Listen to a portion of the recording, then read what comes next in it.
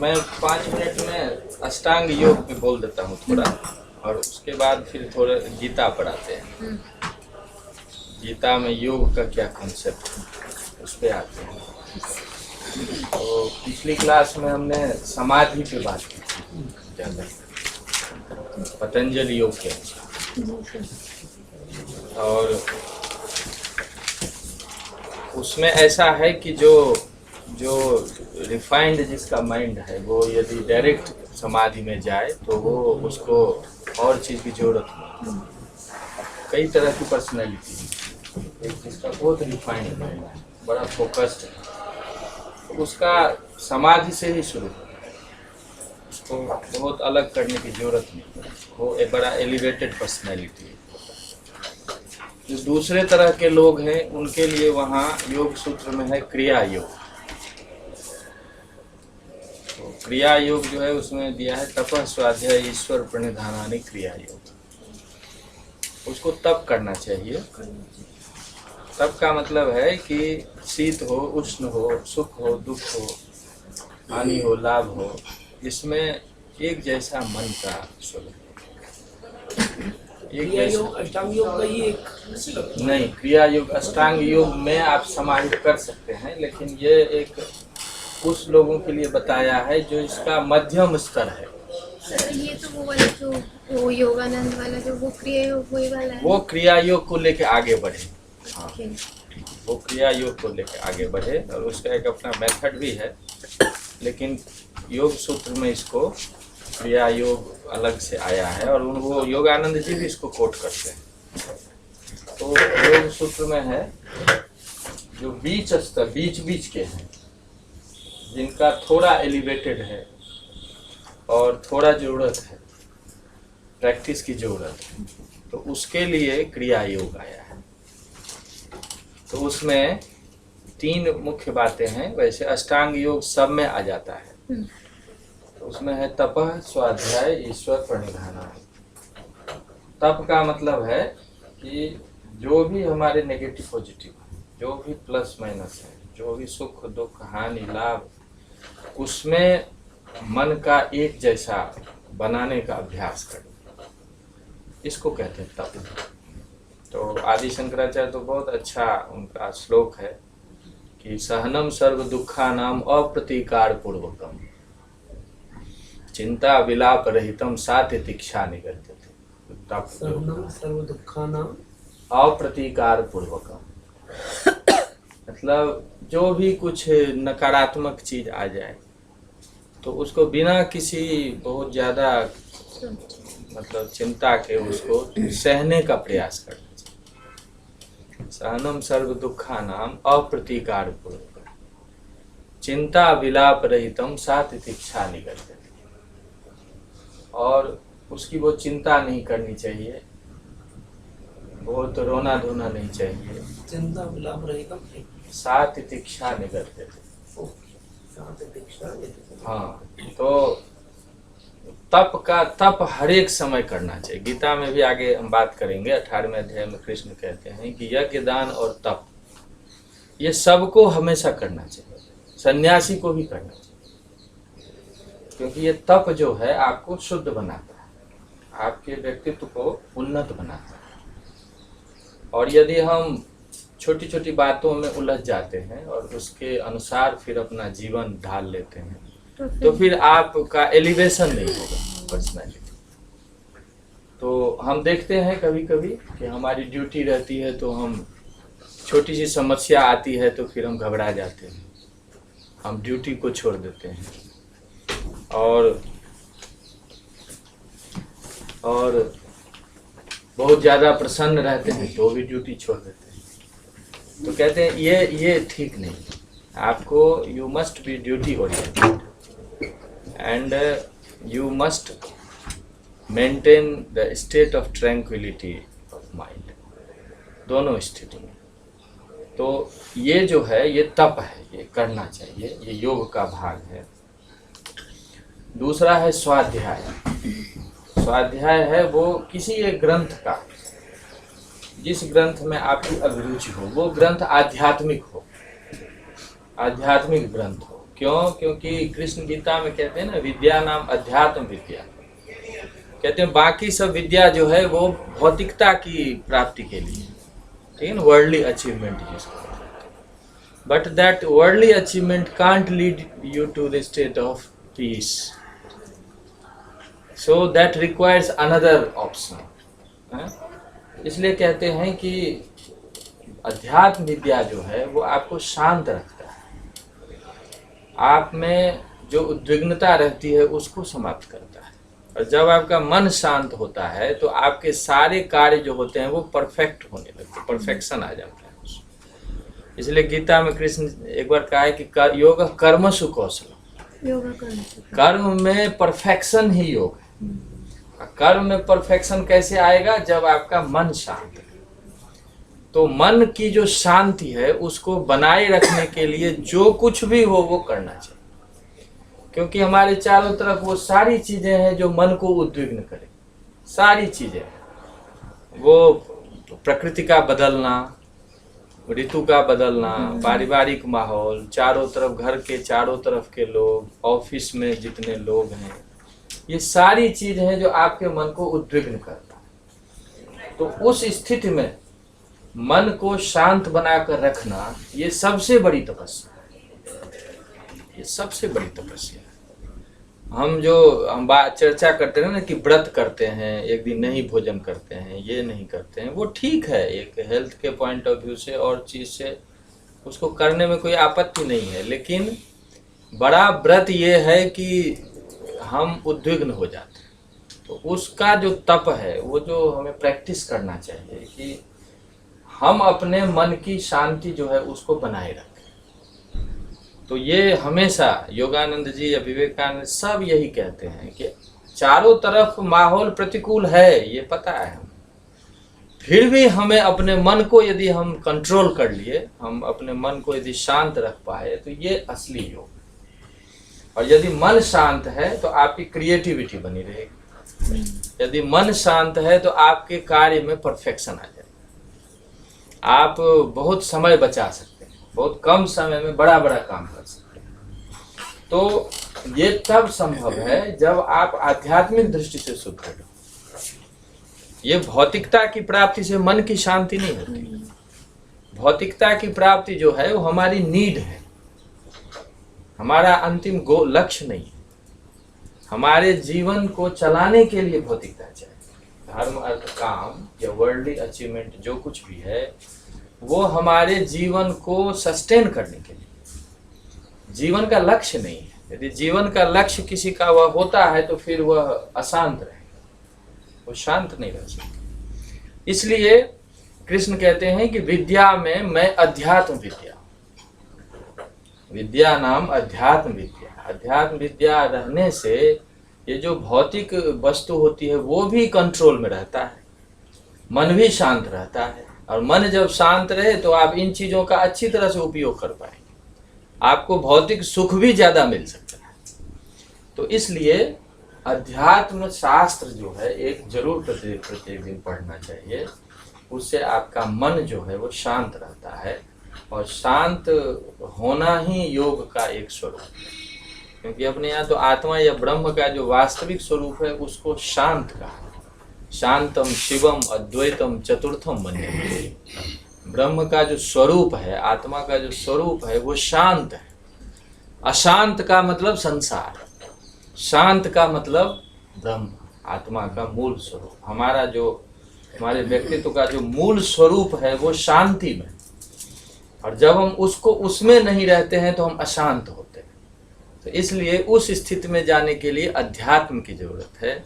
इसीलिए दूसरा जो क्रिया योग का है वो है स्वाध्याय। प्रत्येक दिन स्वाध्याय करना चाहिए। स्वाध्याय अपने आप में एक योग है। स्वाध्याय जब हम करते हैं तो जब तक मन दूसरी तरफ से हटेगा नहीं तब तक स्वाध्याय होगा नहीं। सर ये स्वाध्याय में एक तो हो गया आध्यात्मिक ग्रंथ पढ़े, और एक स्वाध्याय, स्व मतलब अपना भी, इसमें कुछ ऐसा होता है कि अपने बारे नहीं, इसका ऐसा कुछ नहीं है। स्वाध्याय का मतलब साफ साफ है कि आप वो टेक्स्ट पढ़ें जो आध्यात्मिक हो, ठीक है। वो जब पढ़ेंगे तो स्व का अपने आप अपने आप हो जाए। स्वाध्याय का एक बड़ा टेक्निकल मतलब है कि परंपरा से गुरु के पास बैठकर जो आप ग्रंथ का अध्ययन करते हैं उसको स्वाध्याय करते हैं, जो टेक्निकल मीनिंग है इसका। इसलिए वेद में हमेशा कहे स्वाध्यायो ध्येतव्य, स्वाध्यायात मा प्रमदितव्य। स्वाध्याय से कभी प्रमाद नहीं करना चाहिए, कभी आलस्य नहीं करना चाहिए। जैसे शरीर का खुराक अन्न इत्यादि है, वैसे मन को शांत रखने के लिए प्रत्येक दिन स्वाध्याय चाहिए। तो इसलिए स्वाध्याय आवश्यक है। ये सब क्या चीजें सर? ये तप, ये क्रिया योग है। ये क्रिया योग है। तपः ये पहले बताया, दूसरा स्वाध्याय, और तीसरा ईश्वर प्रणिधान। ईश्वर प्रणिधान का मतलब है कि आप ईश्वर में अपने कर्म के फल को समर्पित करें, कर्म फल को ईश्वरार्पण करें, ईश्वर को अर्पित करें। ईश्वर को अर्पित करने का जो मुख्य उद्देश्य है कि आप में अहम वृत्ति नहीं आए। अहम वृत्ति जो है ना, वही हमें आइसोलेटेड स्टेट में लाता है। जिसका जितना बड़ा अहंकार, उसका व्यक्तित्व उतना सीमित। अहंकार का मतलब एक दीवार खड़ी करना। हम अपने व्यक्तित्व के चारों तरफ एक दीवार खड़ी करते हैं और बाकी से अपने को अलग कर लेते हैं। इसीलिए ईश्वर का जो रूप है वो अनहंकार, वो अहंकार नहीं है, क्योंकि वो सब में है। सब में जब वो है तो फिर आइसोलेशन में कैसे रह सकता है? तो इसलिए आइसोलेशन में लाने के लिए सबसे बड़ा जो मूल रूप तत्व है वो है अहंकार। तो अहंकार का समाप्त होना सबसे जो सरल रूप से होता है वह होता है ईश्वर प्रणिधान। भक्ति जैसे ही आती है तो वो अपना अस्तित्व लोग भूल जाता है, सब कुछ ईश्वर में अर्पित करता है। तो ईश्वर अर्पित जब करता है तो फिर उसके लिए बहुत सारे मार्ग खुल जाते हैं। वो मार्ग कैसे खुलते हैं ये बुद्धि से नहीं समझा जा सकता। तुलसीदास जी जब रामचरितमानस लिख रहे थे तो शुरू में उन्होंने कुछ श्लोक लिखे। तो उनके दोस्त थे मधुसूदन सरस्वती, बहुत बड़े उस समय के विद्वान थे, दोनों बनारस में रहते थे। तो उनको प्रूफ रीडिंग के लिए दिया था। अंत में उन्होंने जब देखा तो अंत में एक श्लोक उन्होंने जोड़ दिया। उस शुरू का जब आप देखेंगे, वर्णानाम अर्थ संघानाम रसानाम छंद साम इत्यादि है, उसमें एक श्लोक मधुसूदन सरस्वती की है, ऐसा कहा जाता है। तो वो लिखते हैं कि भवानी शंकरो बंदे श्रद्धा विश्वास रूपिणो। ये मधुसूदन सरस्वती का श्लोक ये तुलसीदास जी ना, नहीं है? ना। तो इसका मतलब ये हुआ कि भवानी रूपी श्रद्धा और शंकर रूपी विश्वास की मैं वंदना करता हूँ, जिसके बिना जो सिद्ध लोग हैं वह भी अंतःकरण में ईश्वर का दर्शन नहीं कर पाते। ईश्वर का दर्शन बुद्धि से नहीं होता, ईश्वर का दर्शन श्रद्धा विश्वास से होता है। इसलिए श्रद्धा विश्वास ऐसी चीज है कि रहस्य के कई द्वार खोलते हैं। तो इसलिए श्रद्धा की बात हमेशा चलती है। कृष्ण भी गीता में कहते हैं श्रद्धावान लभते ज्ञानम। उन्होंने कहीं नहीं कहा है कि बुद्धिमान व्यक्ति ज्ञान को प्राप्त करता है। बुद्धिमान व्यक्ति करता है वर्ल्डली अचीवमेंट के लिए काम करता है, लेकिन श्रद्धावान रहस्य को जानता है। दोनों में अंतर है। आप में बहुत बुद्धि है तो आप बहुत बड़े पोस्ट पे चले जाएंगे, आप पैसे खूब कमा लेंगे, आपका घर गाड़ी सब हो जाएगा, लेकिन आपकी शांति नहीं रहेगी।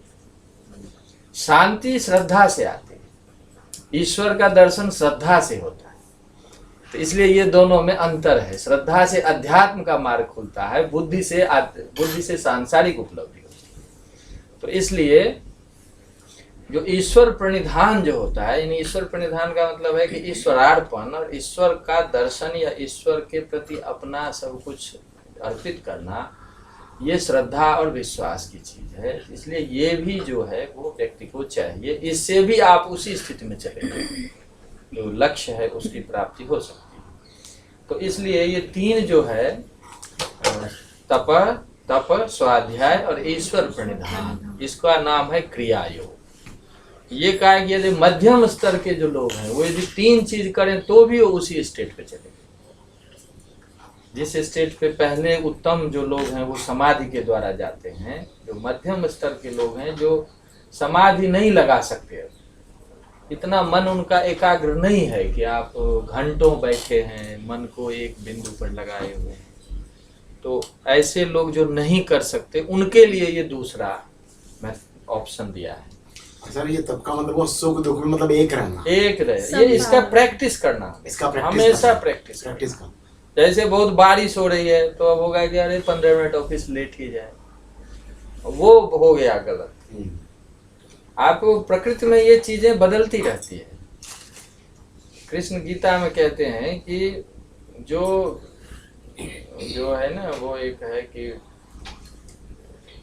बहुत सुंदर श्लोक है कि सर वो कमल वाला भी तो है कि कमल उस पे हाँ वो तो पानी निष्काम के लिए है, लेकिन एक श्लोक बहुत अच्छा है कि जो प्रकृति है ना, जो सांसारिक चीज है वो इंद्रिय और विषय के संयोग पर टिका हुआ है। ठीक है ना। अब आपको अभी ठंड हो जाएगी तो आपको ठंड लगने लगेगी, अभी गर्मी हो जाएगी तो फिर गर्मी लगने लगेगी, कभी हवा चल रही है कभी कुछ हो रही है, तो प्रकृति के नियम है, चलते रहेंगे। लेकिन कहते हैं कि इससे आपको नहीं बदलना है, आपको अपने काम में लगे रहना है। तो मात्रा स्पर्शास्तु कौन्तेय शीतोष्ण सुख दुःखदा आगमापाइनो नित्यास्तांग स्थितिक्षसु भारती।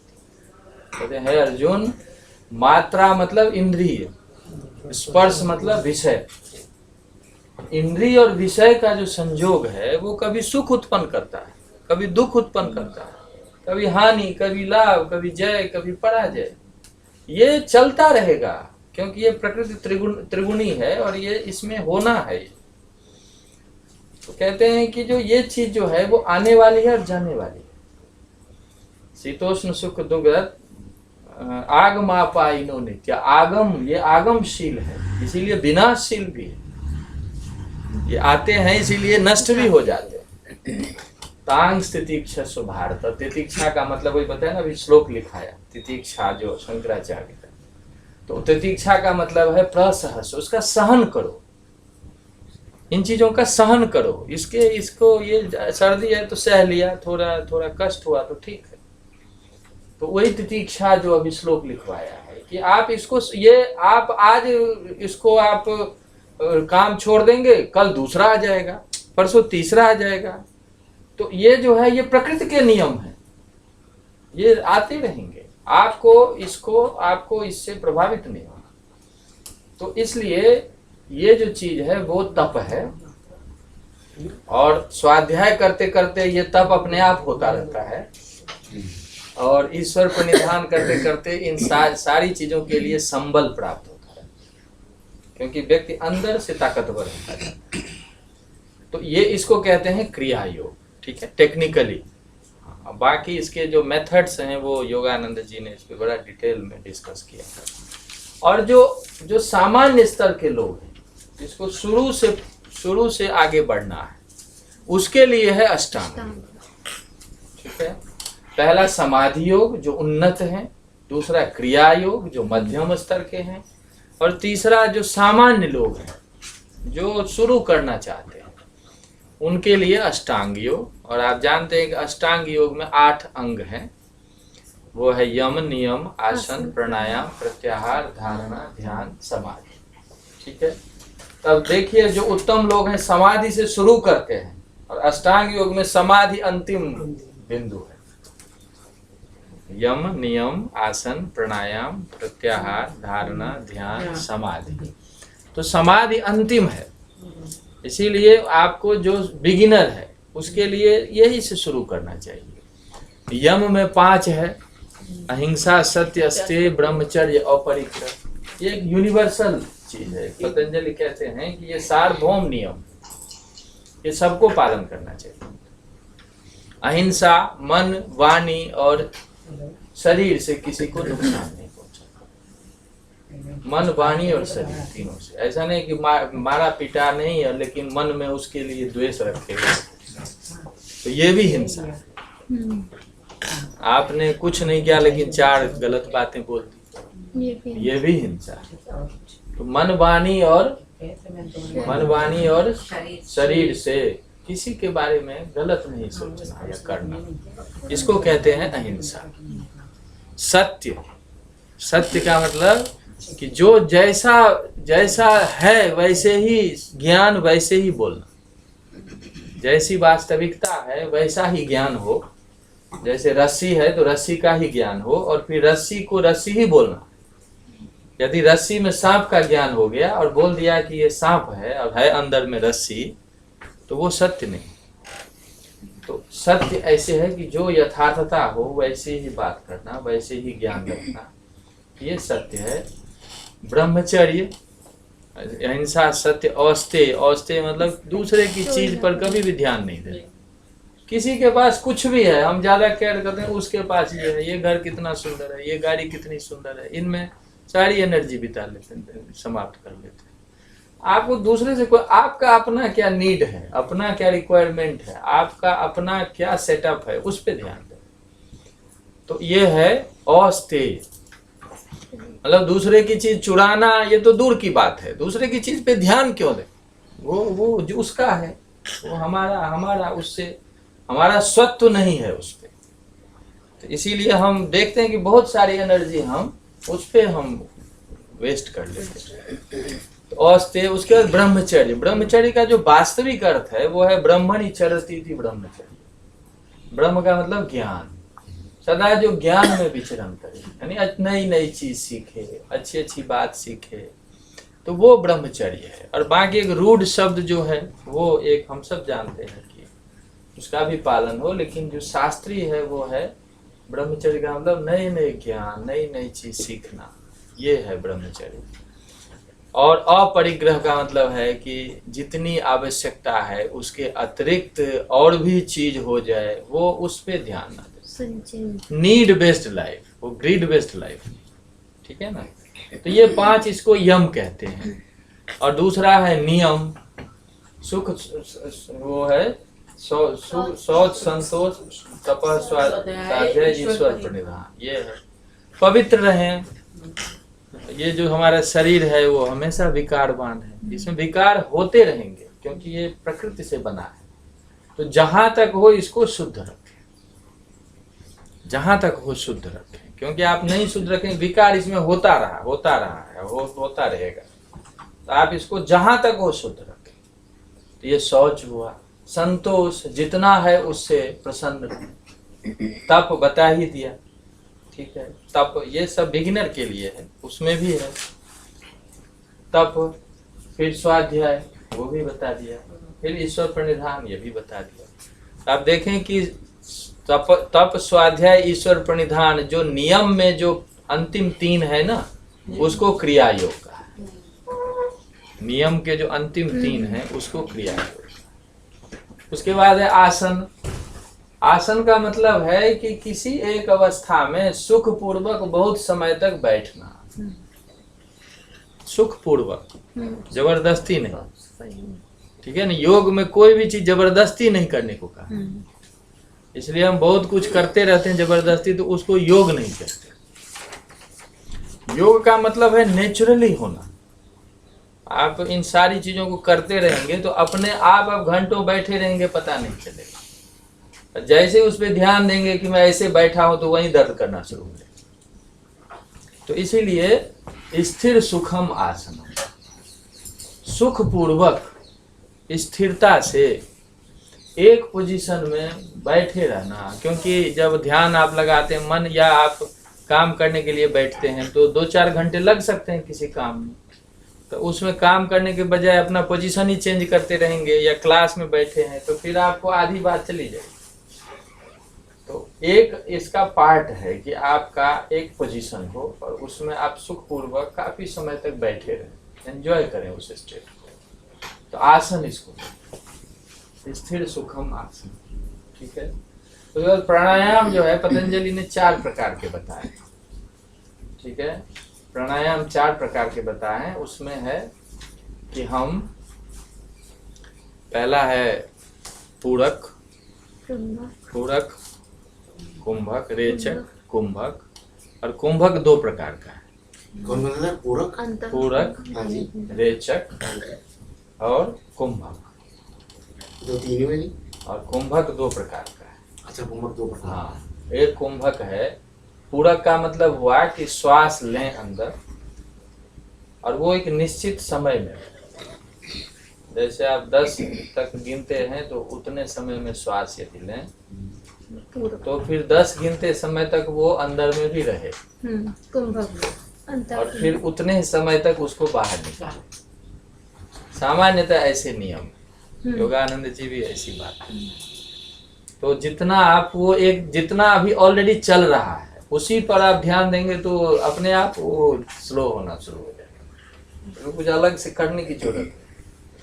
इसीलिए बहुत सारे योग में आप अपने प्राण पर ही मन को केंद्रित करते हैं तो वो अपने आप स्लो हो जाए। तो पूरक मतलब लेना, रेचक मतलब छोड़ देना, और कुंभक जो है एक तो अंदर में छोड़ा, और जब हम रेचक के द्वारा बाहर छोड़ देते हैं तो फिर उतने समय तक बाहर भी रोक के रख लेते, वो बाह्य कुंभक। तो कुंभक 2 तरह का हुआ, एक तो आंतरिक और एक हुआ बाह्य। हवा अंदर ले लिया तो जितनी देर तक रोकें, जब बाहर निकाल लिया तो उतनी देर तक बाहर भी रोकें। तो ये प्राणायाम है, और प्राणायाम जो है इससे हमारे जो शरीर की अनेक समस्याएं समाप्त हो जाती है, क्योंकि प्रेशर है ना, हवा का प्रेशर है। तो जैसे ही आपके बॉडी में प्रेशर जाता है तो चूंकि जितने हमारे वेन्स हैं, जितना सर्कुलेशन है ब्लड का हो, वो सब एयर के थ्रू चलता है। तो एयर का प्रेशर जैसे ही जाएगा तो वो आप बहुत सारे ब्लॉकेज, बहुत सारी चीज़ें अपने आप ठीक हो जाती हैं। तो इतना होने से शरीर के लिए काफ़ी है। तो इसलिए थोड़ा बहुत प्रत्येक दिन करना चाहिए, ये प्राणायाम है। और प्रत्याहार, इसके बाद है कि इंद्रियों को कोशिश करना चाहिए कि बाहरी चीज़ों से थोड़ा अंदर लाएं, कंट्रोल करें।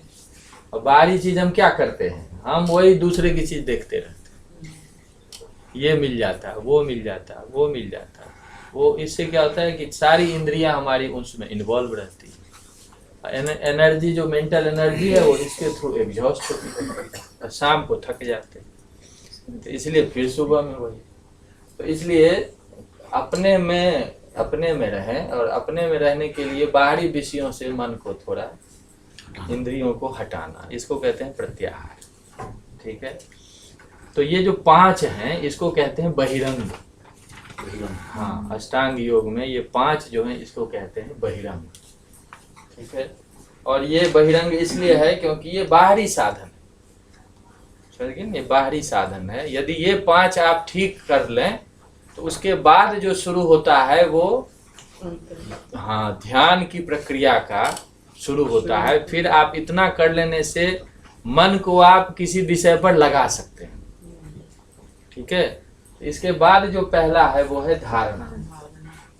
धारणा का मतलब है कि अब मन आपका लगना शुरू हुआ है, लेकिन बीच में हट भी जाता है, थोड़ा लगा, थोड़ा हटा, फिर लगा, फिर हटा, जैसे हम सबका होता है।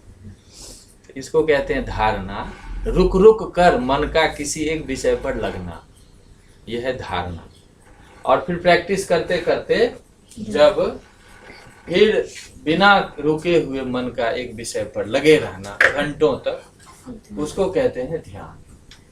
ठीक है। तो धारणा, ध्यान, और फिर आता है समाधि।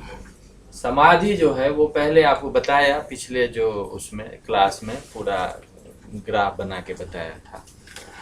तो उस समाधि में समाधि 2 प्रकार के हैं, संप्रज्ञात और असंप्रज्ञात। और आपको ये भी बताया था कि चित्त के 5 जो लेयर्स हैं उसमें जो 4th है एकाग्र, वहां से समाधि शुरू होता है, और वो समाधि संप्रज्ञात है। एकाग्र इज इक्वल टू संप्रज्ञात।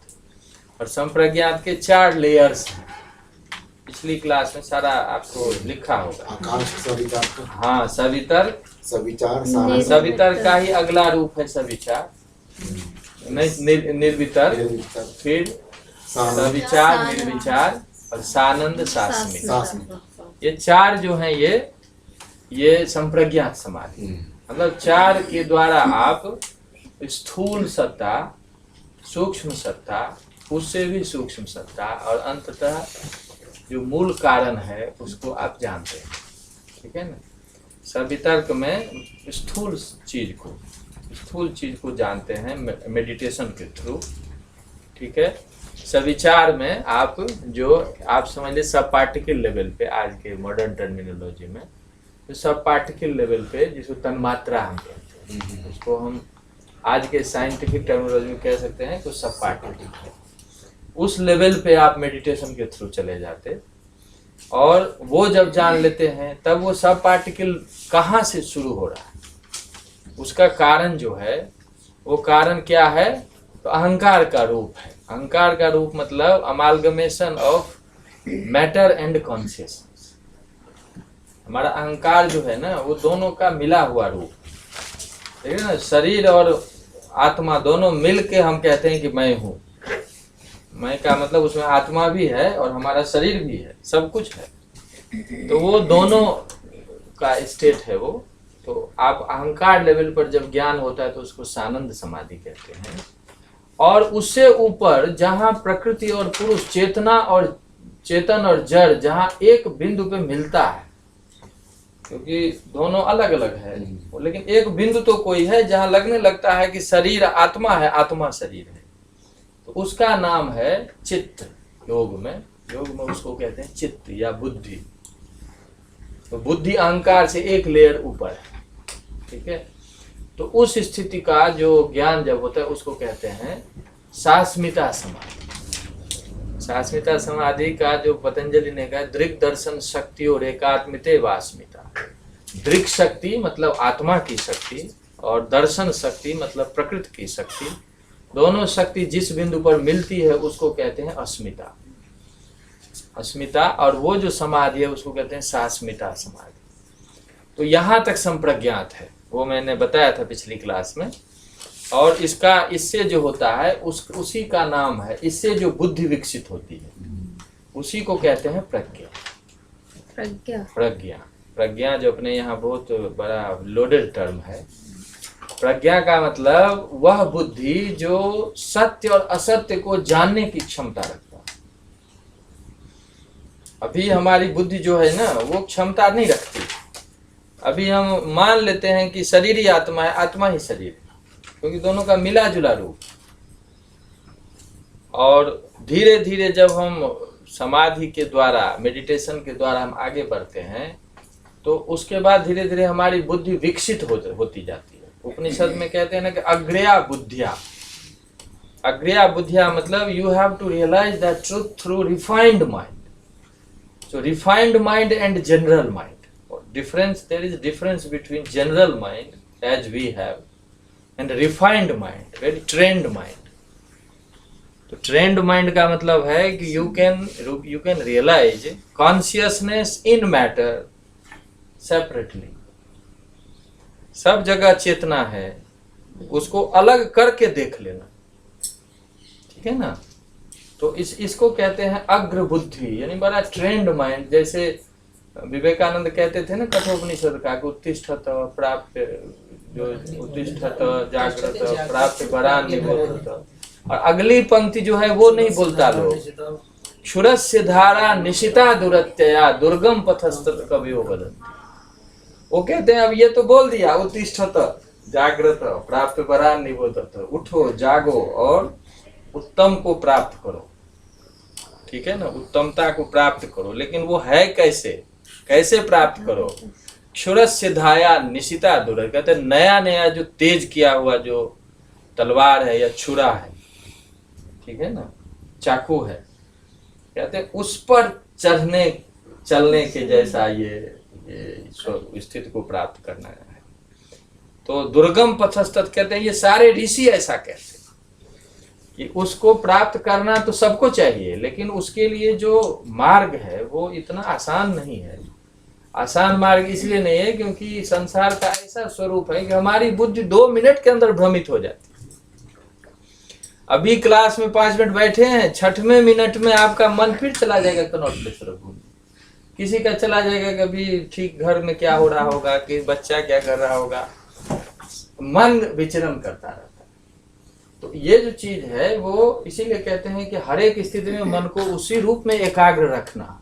ये वैसे ही है जैसे नए नए तेज किए हुए तलवार पे कोई चल रहा हो, तो क्षुरस्य धारा निशिता दुरत्यया दुर्गम पथस्तत् कवियो वदन्ति।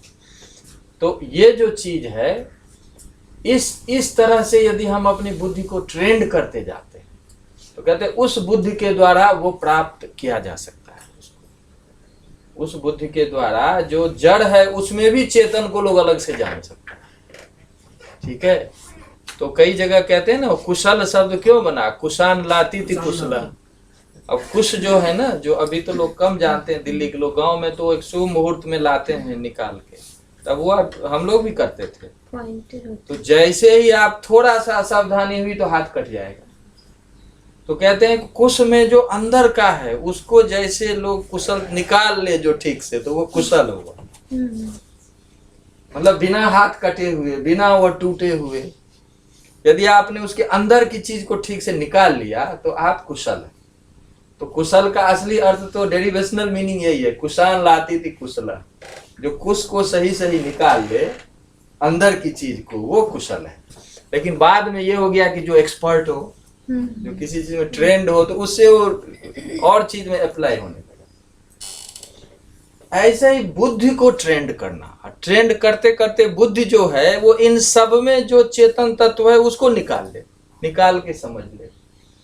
जैसे दूध में जो मक्खन है या घी है उसको आप निकाल लें, तो दूध में सब जगह घी है लेकिन दिखाई दूध देता है। जैसे वो हंस पानी और दूध को अलग। हाँ बिल्कुल बिल्कुल। इसीलिए सन्यासी में एक रैंक होता है, जो हाईएस्ट रैंक है उसमें लगता है परमहंस। जैसे परमहंस योगानंद,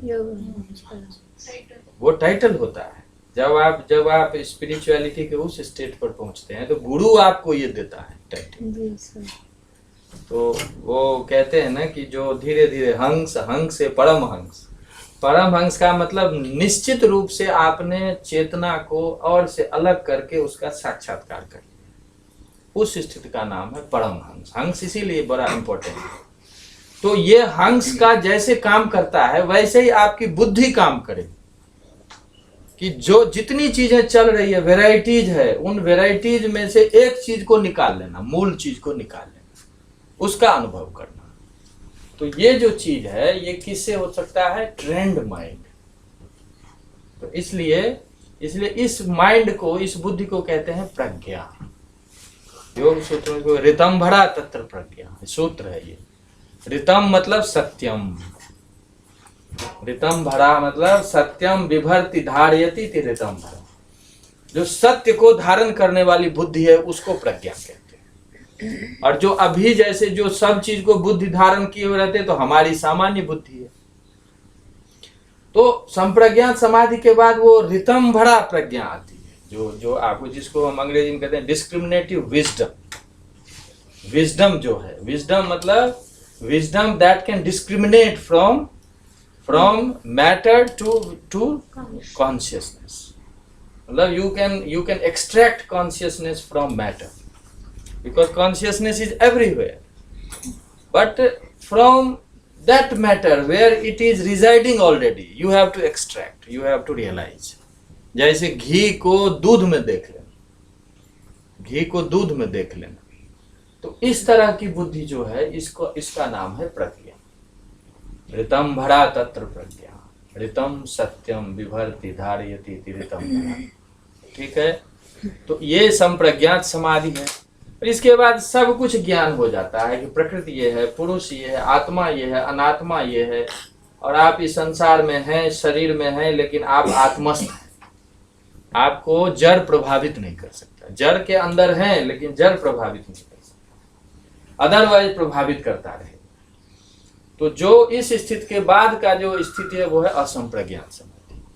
ठीक है, जहां आप सिर्फ प्रारब्ध को भोगते हैं और फिर अंत में आत्मस्थ हो जाना। तदा द्रष्टु स्वरूप अवस्थान, दूसरा सूत्र है योग सूत्र का, कि अपने स्वरूप में स्थित होना योग का अंतिम फल है।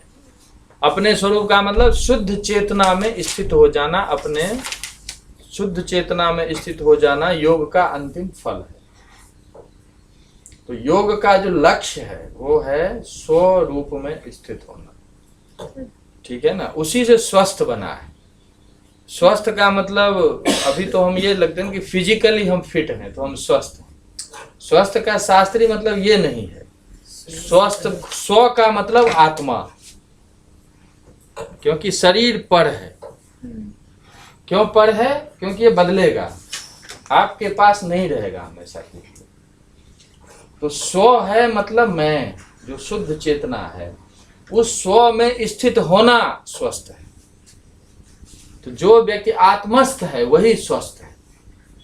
अदरवाइज जो व्यक्ति आत्मस्थ नहीं है उसको दुनिया की कोई भी ताकत दुखी होने से नहीं बचा सकती। आज डॉक्टर क्या, डॉक्टर खुद ही अस्वस्थ रहते हैं, तो आपको क्या स्वस्थ? डॉक्टर आपको दवाई दे देंगे लेकिन वो खुद ही कई चीजों से परेशान रहते हैं। आपको दवाई दे देंगे, थोड़ी देर ठीक रहेगा, फिर 2 साल के बाद फिर प्रॉब्लम शुरू होगी। क्यों प्रॉब्लम शुरू होती है? क्योंकि हम शरीर प्रधान हैं और शरीर त्रिगुणात्मक है। त्रिगुणात्मक जो कुछ भी है वह कभी सत्व आएगा तो अच्छा लगेगा, कभी रजस आएगा तो थोड़ा बुरा लगेगा, तमस आएगा तो आप और नेगेटिव स्टेट में चले जाएंगे। ये चक्र है, ये चलता रहेगा। क्रायोजेनिक इंजन लगाते हैं ना सैटेलाइट को ऊपर भेजने के लिए, तो जब तक वो पृथ्वी के आकर्षण केंद्र में है तब तक वो बाहर नहीं जा सकता। हम क्रायोजेनिक इंजन लगा देते हैं कि you have to transcend the gravitational force of अर्थ।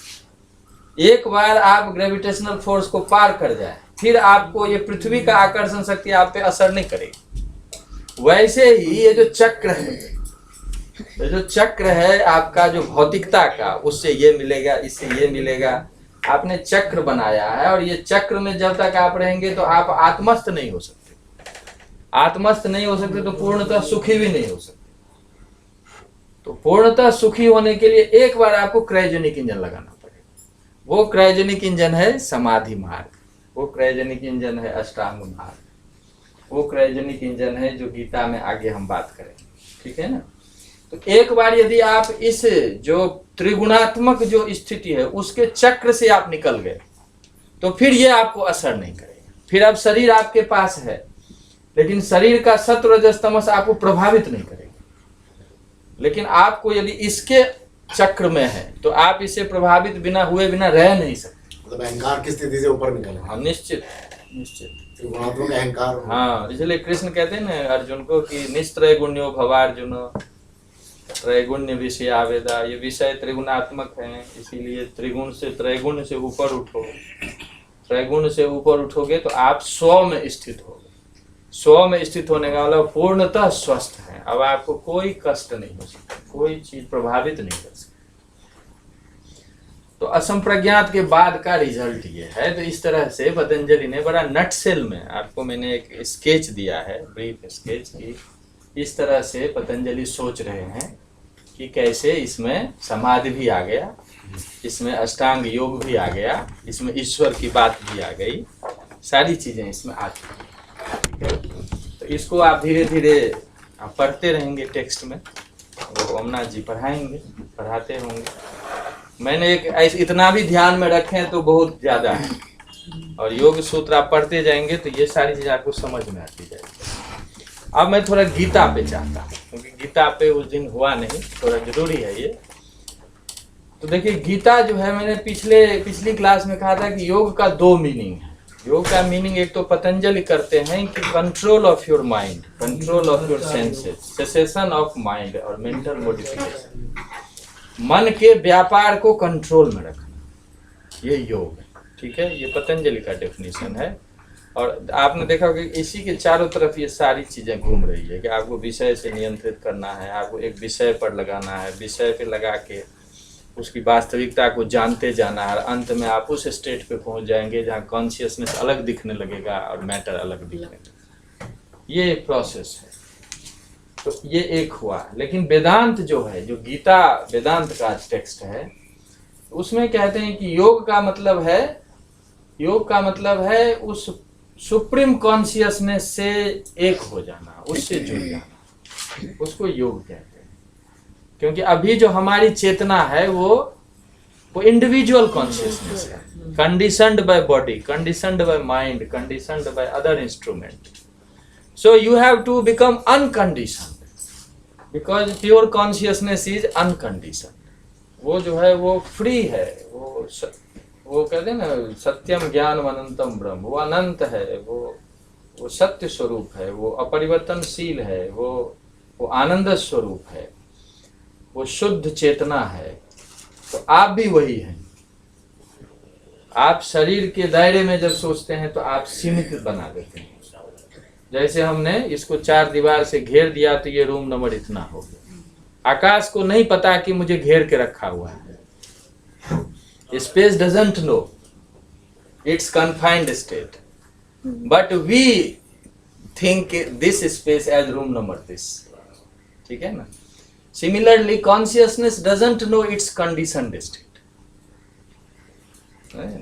आत्मा को नहीं पता कि मुझे शरीर में घेर के रखा, लेकिन हम उसको उसी दृष्टि से देखते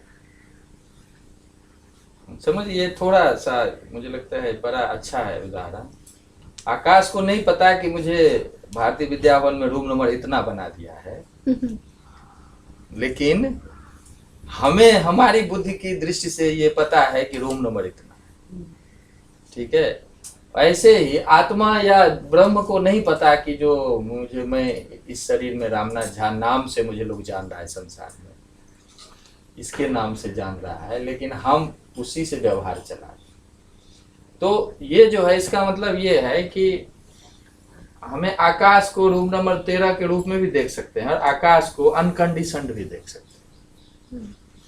वैसे ही जो चेतना है हमारी, उसको हम सीमित रूप में एक नाम के द्वारा भी देख सकते हैं और इसको असीमित अनंत रूप में भी अनुभव कर सकते हैं। तो इस सीमित आत्मा का असीमित ब्रह्म के साथ एकाकार हो जाना योग है। ठीक है? Means when this conditioned space becomes identical with unconditioned space, becomes singular, then that state is known as योग। योग का मतलब जुड़ जाना, एक हो जाना। ठीक है? ये वेदांत का डेफिनेशन है। इसी को ध्यान में रख करके गीता आगे बढ़ती है।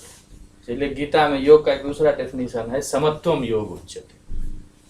समत्वम योग उच्यते मतलब एक जैसा हो जाना, समान हो जाना। और समान जैसे आकाश एक जैसा सब जगह दिखने लगना, वैसे ही आत्मा एक जगह या अपना स्वरूप विस्तृत दिखने लगना। अभी हमारा अपना स्वरूप बड़ा सीमित दिख रहा है कि मैं तो मेरा। आदि शंकराचार्य कहते हैं त्यक्त्वा ममाहमिति बंध करे पदे द्वे। दो ही में तो सारा संसार है, अहम और मम, 2 वर्ड है सार।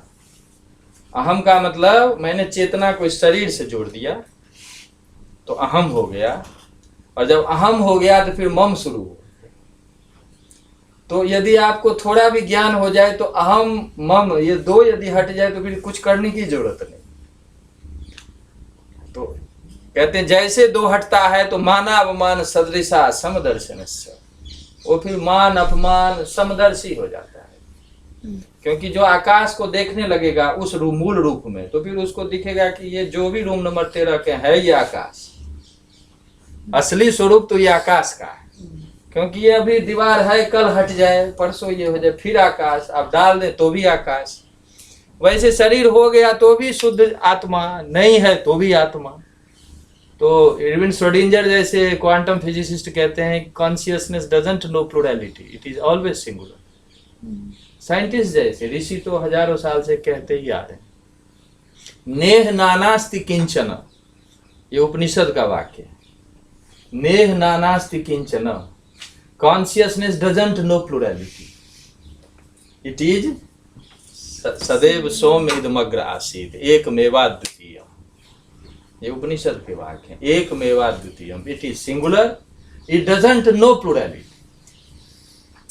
We know plurality through ignorance. ठीक है ना? Through our senses, through our instrument. ठीक है ना? That isolate and individual from cosmic truth, cosmic reality. ठीक है? तो ये जो अभी जिसको हम सीमित बना के रखे हैं, उसका असीमित से एक हो जाना योग है। ये वेदांत का डेफिनेशन, इसी को कहते हैं समत्व। अब आप देखें कि गीता में मूल रूप से गीता के तो 18 अध्याय हैं, और 700 श्लोक है और महाभारत का हिस्सा है, ठीक है। लेकिन गीता जो है उसमें हर एक 18 अध्याय का नाम एक एक योग है, ठीक है, इसलिए 18 योग है। इवन पहला अध्याय जो है उसका नाम है विषाद योग, और विषाद से भी ब्रह्म की प्राप्ति का मार्ग है, ठीक है ना। जब आप दुख में होते हैं, जब आप भ्रमित होते हैं, लेकिन यदि भ्रमित होने के समय यदि मार्ग सामने दिखे, आप भ्रमित होते हुए भी यदि आप अनुसंधानात्मक बुद्धि है, you want to realise truth even at that state, so that is also yoga, समझ गए ना। इसीलिए अर्जुन बहुत परेशान है कि अब संन्यास ले लें, भीष्म पितामह को क्या मारना, द्रोण को क्या मारना, लेकिन चूंकि गुरु के पास है, यदि वो कृष्ण नहीं होते तो हो सकता है वो सब वहीं पे रुक जाता। लेकिन कृष्ण जो है उस विषाद को उन्होंने अध्यात्म में कन्वर्ट कर दिया। गुरु का रोल ये कि विषाद जो है, आप दुखी हैं, उस दुखी, जैसे कई बार लोग कहते हैं ना कि कोई गाली दे तो उसी को पत्थर फेंके तो उसको सीढ़ी बना लो, कोई पत्थर मारे आप पे तो उसी को सीढ़ी बना के ऊपर चढ़ जाओ। तो विषाद है, आप दुखी हैं, लेकिन विषाद को यदि कोई चैनलाइज कर ले तो फिर वो योग हो जाए। तो कृष्ण वहीं से उनको वहां से सीढ़ी बना के आगे निकाल देते हैं। तो ऐसे गीता में 18 योग है, लेकिन कृष्ण ने 12वें अध्याय में 18 को 4 में समेट दिया है। वो 18वें अध्याय में आप 8वां 9वां 10वां 11वां 4 श्लोक है, हो सकता है मैंने पहले भी कहा हो। तो आप 12वें अध्याय का 8वां 9वां 10वां 11वां ये 4 श्लोक जो है वो 4 योग को बताता है, ठीक है। और उसमें पहला योग है 8वां 9वां 10वां 11वां 12वां अध्याय, ठीक है। पहला श्लोक में बोल देता हूँ, आगे आप गीता देखेंगे तो सब आ जाएगा। मय्येव मन आधत स्व मयि बुद्धिम निवेशय निवशिष्यसि मय्येव अत ऊर्ध्वं न संशय।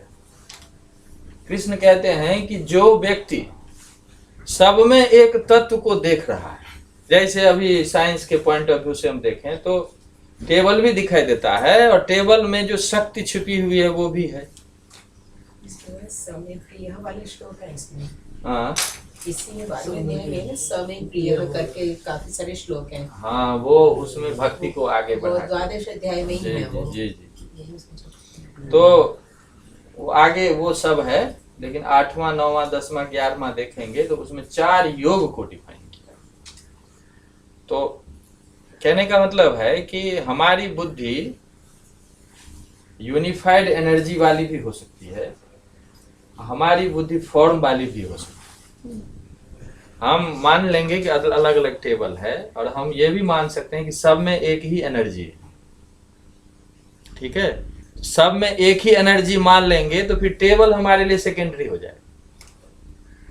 उसके बाद हो जाएगा जो energy, singular energy oriented mind. और यदि हम एनर्जी हमारे लिए सेकेंडरी हो गया, यदि फॉर्म प्राइमरी हो गया, तो फिर हम कहते हैं ये टेबल है, ये शरीर है, ये सब चीज है।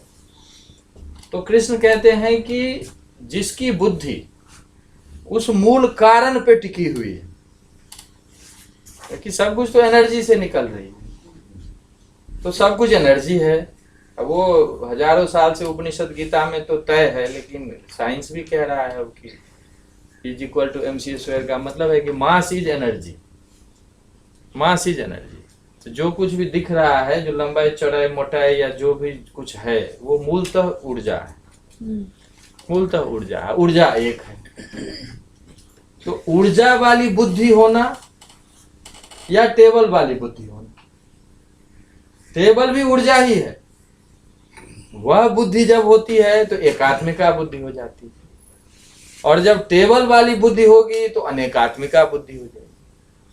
तो कृष्ण कहते हैं कि जिसकी बुद्धि कारण में टिकी हुई है, कारण का मतलब है कि शुद्ध चेतना जो है वो सबका कारण है, शुद्ध चैतन्य सबका कारण, जिसका नाम हम ब्रह्म या आत्मा है, वो मूल कारण है सबका, और वो एक है।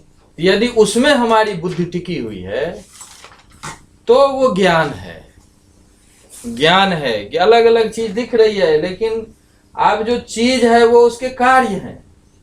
लेकिन सब चीजों का एक कारण है, जो एक कारण मूल कारण है उसको हम ब्रह्म या आत्मा कहते हैं, क्योंकि ऋषि ने हजारों साल से Let's take for argument's sake, I'm just trying to grasp this idea or understand, get some, like this table का surface as per scientists and जो known चीज है atom का जो structure है, this is almost 99.99999% empty or space inside. It's only some small neutron, nucleus and electrons or wave particles moving, but most of it is empty. So that emptiness is the field, and field is equal to unified energy. So that energy is the cause, final cause, fundamental cause of all plurality. So either your mind is focused on that causal state or the state of forms, different forms. So Krishna says that if your mind is focused on that unified causal state, that is ज्ञान योग। ज्ञान योग उसको कहते हैं कि मूल कारण में यदि बुद्धि आपकी स्थिर हो जाए, मूल कारण कारणात्मिका बुद्धि हो गई। अभी कहते हैं ना कि फील्ड है, फील्ड सिंगुलर है, फील्ड प्लूरल नहीं है, लेकिन उस फील्ड से डिफरेंट फॉर्म्स मैनिफेस्ट कर, वो सब पार्टिकल के रूप में धीरे धीरे फिर एटम, फिर धीरे धीरे मॉलिक्यूल होते होते यहाँ तक पहुंचे। So field is singular, and if your mind is field oriented, cause oriented, then your mind doesn't lose that state of singularity. आपके मन में एकात्मिका, धीरे धीरे अभ्यास करते करते लगेगा कि अरे ये ऐसे ही है। वो कबीर कहते हैं ना, साधो ये मुर्दे का गाँव। साधो ये मुर्दे का गाँव क्या मतलब है कि जो आदमी अपने शरीर, अपने ये लेके बड़ा अभिमान करता है, कल है कि नहीं ये कुछ पता नहीं, ये सारे कदे घूमते फिरते मुर्दे हैं। कोई आज गया, कोई कल जाएगा, कोई परसों जाएगा, लेकिन जो मूल तत्व है वो कहीं नहीं जाएगा। Energy conserves itself. जो टेबल में जो ऊर्जा है वो कभी नहीं नष्ट हो सकती, लेकिन ऊर्जा के द्वारा जो बना हुआ फॉर्म है टेबल का, ये बदलेगा। वैसे ही हमारा शरीर जो है वो मूल तत्व का एक आकृति है, उसका एक मैनिफेस्टेशन है, अभिव्यक्ति है। जो अभिव्यक्ति है वो बदलेगा, और उस अब बदलने वाली चीज को यदि आप गोल मानते हैं तो आप हमेशा दुखी रहेंगे, क्योंकि ये उसका नेचर है बदलना। अब ये टेबल बना, हम लोग कहते हैं 84 लाख योनि। 84 लाख योनि का मतलब है कि आपका शरीर हो सकता है कभी बैल का शरीर हुआ हो, कभी पेड़ का शरीर हुआ हो, जो सब पार करते हुए ये शरीर आया है। इसीलिए आपको लगता है कि ये बैल है, बहुत बेकार है, तो वो बैल कभी आप भी थे। आपको लगता है कोई पेड़ है, काट दो इसको, तो वो पेड़ आप भी थे। 84 लाख योनि का मतलब ही है कि एक एक जो फॉर्म है नेचर का, उसको पार करते हुए आप यहां तक पहुंचे हैं। यदि ऐसा है तो भी अहंकार की कोई गुंजाइश नहीं। इसलिए form is changing but essence remains the same. So if your mind is essence oriented, then that state is known as knowledge, ज्ञान योग। ज्ञान योग मय्येव मन आदत सो, मैं मतलब सब, सब में यो माम पश्यति सर्वत्र सर्वम च मयि पश्यति, सब में उसी एक तत्व को जो देख रहा है। तत्व को कैसे देख सकते हैं? जब उसके कारण को देखते हैं तो कहते हैं ये ज्ञान योग है। ठीक है, तो ये सर्वोत्कृष्ट है, क्योंकि इसके बाद कहीं कोई समस्या नहीं रहती जीवन में। फिर उसके राग द्वेष, छोटी चीज, ये चीज सब धीरे धीरे मेल्ट कर जाता है। कहते हैं यदि इसको करने में कोई असमर्थ हो, इसीलिए बाद में दूसरे अध्याय में अर्जुन को ज्ञान की बातें बताना शुरू करते हैं। वो कहता है ना, भीष्म पितामह इन्होंने ये किया है, वो क्या, इनके साथ कैसे युद्ध करूंगा, संन्यास लेके भिक्षाटन करके जीवन बिता लूंगा, इनसे लड़ूंगा नहीं, मेरे हाथ पांव कांप रहे हैं, गांडीव ये हो रहा है वो हो रहा है। तो कहते हैं कि बड़े बड़े विद्वान की तरह बात करते थे और अभी मूर्खता के उतर आए हो। विद्वान तो आत्मा को जानता है, विद्वान शरीर को नहीं जानता अंतिम तक। हाँ, प्रज्ञावादांश भाष से गतासून नानुशोचन्ति पंडिता। पंडित शब्द बड़ा व्यापक है। पंडित शब्द जो है, पंडा का मतलब प्रज्ञा, पंडा का मतलब प्रज्ञा, प्रज्ञा से पंडा से इतच प्रत्यय लगता है तो पंडित बनता है। पंडित उसका नाम है जिसके पास वह बुद्धि हो जो विवेक कर सके कि कौन सत्य है, कौन असत्य है, कौन ठीक है, कौन ठीक नहीं है। तो सद असत विवेचनी बुद्धि पंडा, जो सत और असत जो प्रज्ञा है ना कि ये जड़ है, ये चेतन है, ये है, सत्य है, ये असत्य है, ऐसे लोगों को अपने यहाँ पंडित कहते हैं। बाल गंगाधर तिलक हमेशा आइंस्टाइन के लिए कहते हैं पंडित आइंस्टाइन। कभी उन्होंने डॉक्टर आइंस्टाइन नहीं लिखा है। भगवत गीता रहस्य जो है ना, गीता पर जो बाल गंगाधर तिलक की जो टीका है, जो गीता रहस्य कहते हैं, हिंदू फिलोसफी ऑफ एथिक्स अंग्रेजी में नाम है उसका। तो वो हमेशा कहते हैं पंडित आइंस्टाइन, पंडित ये मतलब जिसकी बुद्धि सत्य और असत, अच्छा बुरा, इसको पृथक करने की शक्ति रखती है, उसको पंडित कहते हैं। तो कहने का मतलब कि ये जो ज्ञान योग है, उस ज्ञान योग में जो सक्षम नहीं है, वो ज्ञान योग में जो सक्षम नहीं है, तो कहते हैं फिर उसको अभ्यास योग पे आना चाहिए। क्योंकि हमेशा हर एक व्यक्ति जो है वो हमेशा कारणात्मिका बुद्धि को नहीं रख सकती है। उसको तो टेबल है तो टेबल दिखता है, टेबल दिखता है कि यही वास्तविक है। तो कहते हैं ऐसे व्यक्ति को फिर अभ्यास योग का मतलब जो पतंजलि ने रास्ता बताया है, अष्टांग योग, वो है अभ्यास योग। यानी फिर उसको मन को एकाग्र करने के लिए प्रैक्टिस करना चाहिए। और आप 5वें अध्याय का अंतिम जो है 6वां अध्याय पूरा, 8वें अध्याय में भी पूरा का पूरा कृष्ण जो है वो अभ्यास योग की चर्चा करते हैं। यानी वही पतंजलि के मार्ग की चर्चा करते हैं कि व्यक्ति को योग करना चाहिए। योग मतलब अभ्यास करना चाहिए, मन को नियंत्रण में रखना चाहिए। और फिर वो प्रक्रिया भी बताते हैं, कहाँ बैठें, किस पर बैठें, शरीर को कैसे सीधा रखें, पवित्र स्थान हो। फिर उसके बाद सारा वो प्रोसेस बताते हैं कि कैसे कैसे जो योग सूत्र में पतंजलि ने कहा है, उन सारी चीज को बताते हैं। और अंत में भ्रष्ट योगी को भी बताते हैं कि कोई योग में आगे आ रहा है, लेकिन किसी पॉइंट पे यदि योग से भ्रष्ट हो जाता है, चूक जाता है, क्योंकि संसार का ऐसा स्वरूप है कि कभी भी कोई इन्वॉल्व हो सकता है, तो कहते हैं फिर उसको अगले जन्म में वहीं से वो शुरू करेगा, वो पीछे नहीं आएगा, जहां तक वो पहुंच चुका है उससे आगे जाएगा। तो इस तरह से करके फिर इवन मृत्यु का भी वर्णन किया है कि योग के माध्यम से आप even you can enjoy your death, state of death. प्रयाण काले मनसा चले न भक्त्या युक्तो योग बलेन चैव, ये 8वें अध्याय में है। भ्रुवोर मध्य प्राणमावेश सम्यक सतम परम पुरुष मुपैति दिव्यम। प्रयाण का हमें अपने यहाँ हमेशा प्रयोग होता है मृत्यु के समय। वैसे हम यात्रा कहते हैं कि हम यात्रा पे जा रहे हैं, लेकिन जब होता है ये प्रयाण काल में है, यानी प्रयाण में है, यही काल मृत्यु की यात्रा। कहते हैं प्रयाण काले मनसा चले न, जब कि मृत्यु की स्थिति आए तो अचल मन से भक्त्या युक्त तो उस परम जो चेतन तत्व है उसमें दृढ़ रहना चाहिए। योग बलेन चाहिए। भ्रुवोर मध्य प्राणमावेश सम्यक, और जो अपने यहाँ कुंडलिनी की भी चर्चा आती है, तो हर एक जो सेंटर ऑफ एनर्जी कहा जाता है ना, हमारा स्पाइन जो, तो उसके थ्रू, प्रोसेस के थ्रू पूरा भ्रुवोर मध्य, भ्रू का मतलब ये होता है, कई बार लोग कहते हैं नासिकाग्रम का मतलब ये नहीं होता, ये मतलब होता है भ्रू के मध्य में प्राणमावेश सम्यक, उसमें प्राणवायु को ले जाकर और फिर लोग अपने हिसाब से शरीर को छोड़ता है। ठीक है ना। Even you can enjoy death, state of death. तो ये भारत में ही ये चीज है कि शरीर लोग छोड़ता है। आप यदि धीरे धीरे ट्रेंड कर लें तो शरीर नहीं छोड़ेगा आपको, आप ही शरीर को छोड़ सकते हैं। तो जिस मृत्यु के भय से, कोई कहते कैंसर है तो आधा वैसे ही चला जाता है।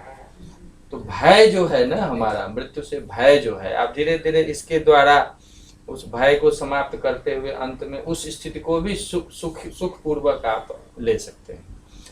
तो ये पूरा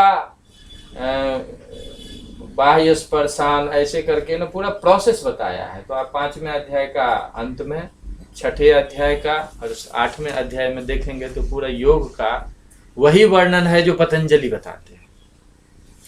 इसका नाम अभ्यास योग है, ठीक है ना। इसका नाम अभ्यास योग है कि आप प्रैक्टिस के द्वारा आप अष्टांग योग में आगे बढ़ते जाएं, फिर आप क्रिया योग में आगे बढ़ते जाएं, फिर आप समाधि के द्वारा आगे बढ़ते जाएं, तो आप उसी स्थिति को प्राप्त कर जाएंगे जो ज्ञानी प्राप्त करते हैं, ठीक है। ये दूसरा हुआ अभ्यास योग, मतलब राजयोग इसी को कहते हैं, जो पतंजलि का जो राजयोग है। इसी को कई जगह कृष्ण कहते हैं राजमार्ग है, राजमार्ग है, राजयोग है का मतलब सहज रूप से आप इसको करते करते और ज्ञान प्राप्त करते करते आपको पता भी नहीं चलेगा आपका व्यक्तित्व कहाँ से कहाँ पहुँच जाएगा, ठीक है।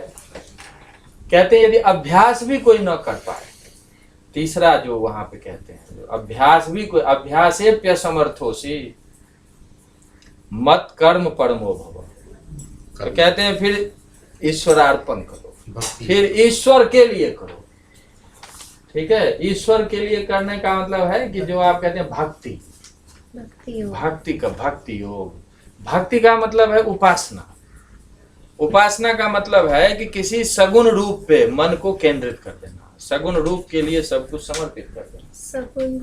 सगुण का मतलब जैसे राम है, कृष्ण है, ये सगुण रूप है। उनका आपको चेहरा देखते हैं, उनका जो मूर्ति वाले जो कुछ भी है, जो भी आकृष्ट करे, मूर्त आकृष्ट करे या अमूर्त भी आकृष्ट करे, आप पे डिपेंड करता है कि आपका मन कहाँ नेचुरली फिक्स्ड हो जाता है। क्योंकि ये सब चीज जो है ना सरलता से आपको लग जाता है, इसलिए देवी देवता सुंदर सुंदर बनाते हैं ना लोग कि आपके मन को आकृष्ट करे, और आकृष्ट करे तो उससे क्या होगा कि सहज रूप से मन आपका वहां पे लग जाता है, और फिर आप उनके लिए काम करते हैं। वृंदावन में है ना, अभी सर्दी का समय आता, अभी सुबह शाम पे वो भगवान के लिए स्वेटर बनाते रहते हैं। वो भी तो थोड़ा अनरियल नहीं हो गया? अभी बोल रहे हैं हम रियल और अनरियल में पड़े हुए हैं, पर वो भगवान को हमने इमेजिन कर लिया, वो सो रहे हैं, उनको वो लगा दिया, नेट लगा दिया, उनको ये कर दिया, वो लोग ऐसे करते हैं, ऐसे करते हैं। और हम 10वीं में नहीं करते थे कि मान लिया कि मूलधन 100 रुपया है, करते थे कि नहीं? वो मानते हैं ना 100 रुपया है क्या मूलधन? श्रद्धा विश्वास नहीं है क्या? मैथमेटिक्स में हमारा तो उसी से चलता है, पूरा मैथमेटिक्स उसी से चलता है। Suppose there is a form, I think it's a process of focus on something. You need some substratum, some base to move on. समझ गए कि नहीं? तो जैसे पूरा मैथमेटिक्स क्या है? कल्पना है। आप एक किसने बनाया? Number 1 is assumed, imagined number, कोई कहीं नहीं है, एक कहाँ है? हमने मान लिया कि एक, ठीक है ना। इसीलिए मान लिया कि मूलधन 100 रुपये, और मान के आप सारा कैलकुलेशन निकाल लेते हैं, आपका जो रिजल्ट आता है वो परफेक्ट होता है, उसमें पूरा लाइफ चलता है, सब कुछ चल रहा है। तो विज्ञान जो का चल रहा है वो तो मानी हुई बात पे चल रहा है। अब मान लिया कि ये है, और फिर उसको जब आप आगे उसको प्रैक्टिकल मोड में लाते हैं तो धीरे धीरे उसे रिजल्ट मिलने लगता है। तो कहते हैं नहीं, जो माना था वो ठीक है। आई बात समझ में ना? इसलिए हमने मान लिया कि राम है, आपको वैसे नहीं है तो एक सुंदर सा रूप है, मान लिया कि ये है। इसके कारण आपका मन तो केंद्रित हो गया, मन केंद्रित हो गया, यही तो करना है, उसका लक्ष्य यही है कि मन केंद्रित हो। मन केंद्रित हो तो आपका मन 10 टाइम्स पावरफुल हो गया अपने आप, क्योंकि बाकी चीजों से मन आपका हट गया, ठीक है। और जैसे ही वो केंद्रित हुआ तो धीरे धीरे धीरे धीरे जब उस मूर्ति में खोजना शुरू करेंगे तो फिर वो निराकार पे पहुंच। क्लेशोधिक तरस्तेषाम अव्यक्ता सक्त चेतसाम, गीता में कृष्ण कहते हैं कि जो व्यक्ति अव्यक्त पे मन को लगाता है वो बड़ा कष्टकारी होता है। अब मैं हवा में मन को लगा रहा हूं, अब आपका मन यदि बहुत ट्रेंड हो तब तो उसको भी कैप्चर कर ले, लेकिन जनरली क्या होता है कि हम फॉर्म को जल्दी पकड़ता है हमारा मन। तो फॉर्म यदि कोई है, उसको माइंड यदि कैप्चर कर लिया या उस पर फोकस्ड हो गया, तो आपका क्या हो गया, आपकी मेंटल एनर्जी सेव होने लगी और कॉन्सेंट्रेटेड हो गई। जैसे प्रिज्म का उदाहरण हम किए थे ना, कि प्रिज्म जो है स्कैटर्ड सनरेज है, प्रिज्म लगा दीजिए तो वो फोकस्ड हो जाएगा, तो आपको वही आग देह जला देगा। जो किरणें हमारे देह पे पड़ रही है, कुछ नहीं हो रहा है, वही यदि फोकस्ड हो जाए तो आग लगा देगा देह में। वैसे ही मेंटल एनर्जी स्कैटर्ड है, उसको आपने एक फोकस्ड कर दिया तो अपने आप कई टाइम्स वो आपकी एनर्जी जो है वो बढ़ गई और उसको आप किसी चीज के लिए यूज कर सकते हैं।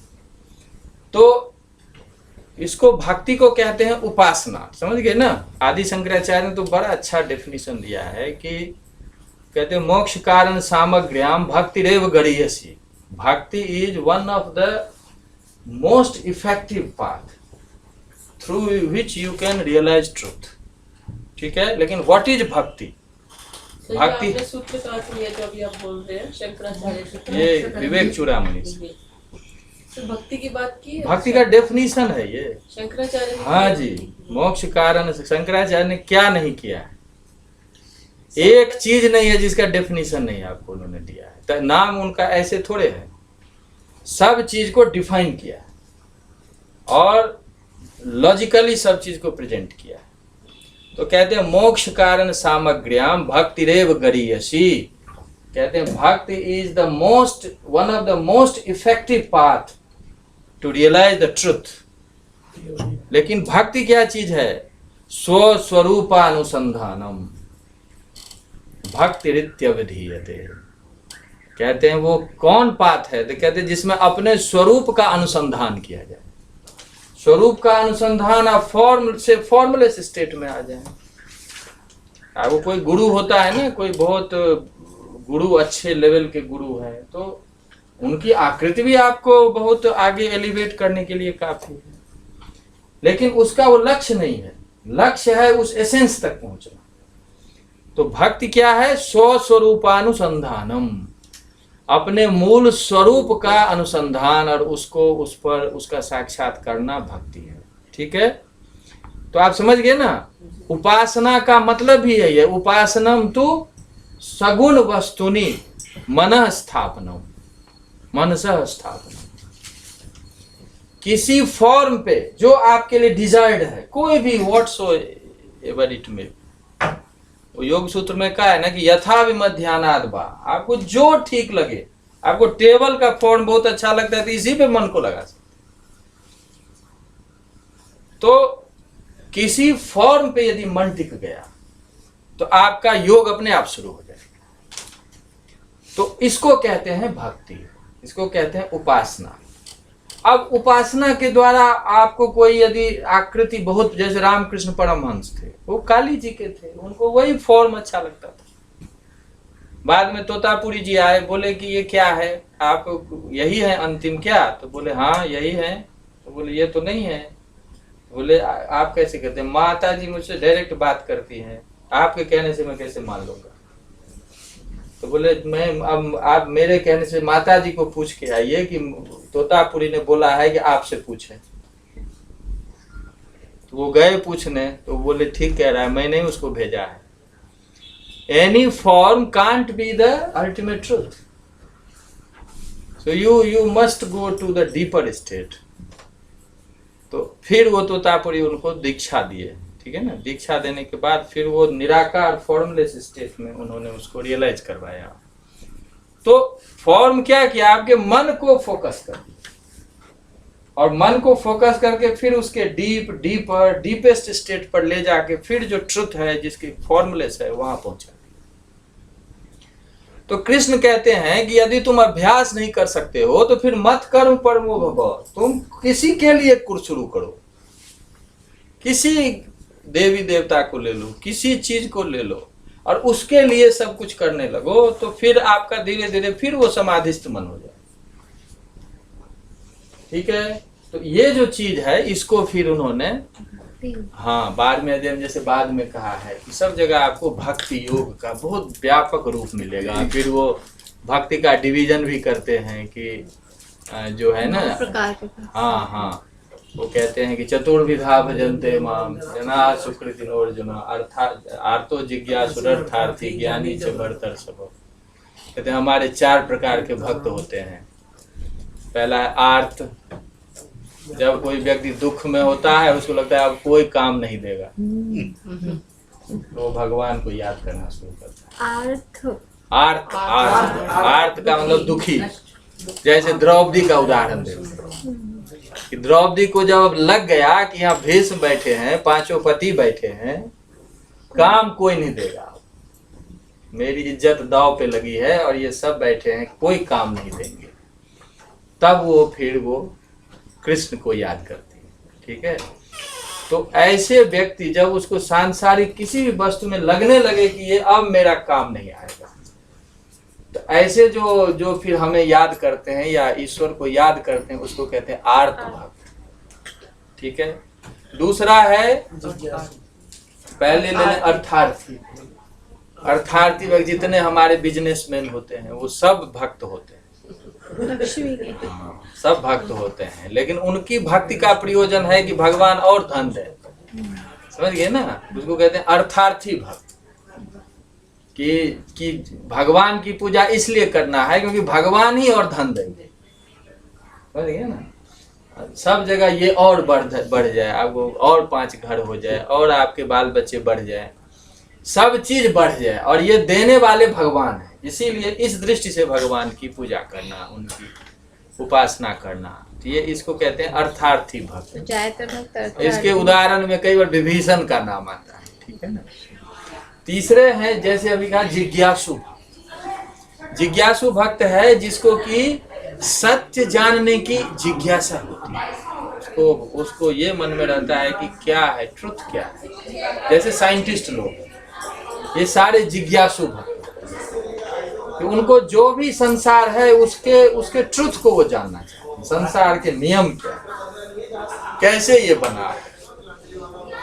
तो साइंटिस्ट सारे जिज्ञासु भक्त की कैटेगरी। और हम में से भी बहुत लोग होते हैं, उनको जानने की इच्छा मन में, ये कैसे हुआ, क्या हुआ, फिर वो लोग से पूछते हैं, फिर वो जो माध्यम है सब चीज को अपनाते हैं। तो ऐसे जो खोजी बुद्धि हो, जो अनुसंधानात्मक बुद्धि जो हो, तो ऐसे भक्त जो हैं, इसमें नाम आता है उद्धव जी का। उद्धव जी को कहते हैं कि ये जिज्ञासु भक्त की कैटेगरी में थे। तो ये है। और चौथा है ज्ञानी भक्त। ज्ञानी भक्त जो है वो कहते हैं, ज्ञानी भक्त वही है जो ज्ञान योग बताया। ज्ञानी भक्त का मतलब सब में जो उसी एक ईश्वर कहें या तत्व कहें या आत्मा कहें या ब्रह्म कहें, सब में एक ही दिख रहा है उसको। वो नहीं प्रहलाद की जो बात आती है कि वो बोला, जो उसको हाथी से वो कर दिया, अंदर में डाल दिया, तो बोला ये भी भगवान ही, तो खंभा है तो उसमें भी भगवान ही। तो जहाँ सब वही दिखे, कण कण में वही एक सत्ता। अब उसको आप साइंस की टर्मिनोलॉजी में यूनिफाइड स्टेट ऑफ एनर्जी कहें या आप ब्रह्म कहें या ईश्वर कहें, जो नाम दें, वह एक तत्व जो सब में व्याप्त है, एक तत्व जो सब में व्याप्त है। इस दृष्टि से जो उपासना करता है उसका नाम है ज्ञानी भक्त। ठीक है। तो कृष्ण कहते हैं उसके आगे कि तेषाम ज्ञानी नित्य युक्त एक भक्तिर विशिष्ट थे। कहते हैं ये 4 भक्त की मैंने बात की है, एक भक्त इसमें सबसे विशिष्ट है और वो है ज्ञानी भक्त। और कहते हैं ज्ञानी तो आत्म में मतलब, ज्ञानी को तो मुझे ही समझो। तो ज्ञानी भक्त जो है वो वह मतलब, इसका मतलब अंतिम लक्ष्य सबका वही है कि सब में एक तत्व है, उसका जब कोई उसको ज्ञान हो जाए, उसका जब रियलाइजेशन हो जाए, तो उसको उन्होंने ज्ञानी भक्त कहा है। तो भक्त की और भक्ति की बहुत ज्यादा विस्तार से गीता में चर्चा है। तो यह भी योग है, क्योंकि इसके माध्यम से फिर आप वहीं पहुंच जाते हैं। ठीक है। और अंत में कहते हैं कि ये भी यदि ना कोई कर सके तो कहते हैं फिर उसको कर्म फल का त्याग करना चाहिए, यानी उसको निष्काम कर्मयोगी बनना चाहिए। यानी आप कर्म तो करना पड़ेगा, शरीर है तो कर्म करना पड़ेगा, मतलब कोई भक्ति योग ना कर पाए तब ये कर्म योग। कर्म योग। कर्म योग का मतलब निष्काम कर्म योग, ठीक है। अब वो कृष्ण पूरी गीता में अर्जुन को समझाए कि देखो कर्म तो करना पड़ेगा, तुम यदि अभी युद्ध नहीं लड़ोगे तो संन्यास लोगे, वो भी कहीं जाओगे, भिक्षाटन करोगे, खाओगे, सोओगे, ये सब कर्म है। न ही देहभृता शक्यम त्यक्तुम कर्मान्य शेषतः, कोई भी देहधारी व्यक्ति बिना कर्म का नहीं रह सकता। न ही कश्चित क्षण भी जात उत्तिष्ठत्य कर्म कृत, एक क्षण भी बिना कर्म के शरीर नहीं रह सकता। तो कर्म तो करना पड़ेगा। अब दो ही मार्ग है, या तो सकाम करो या निष्काम करो।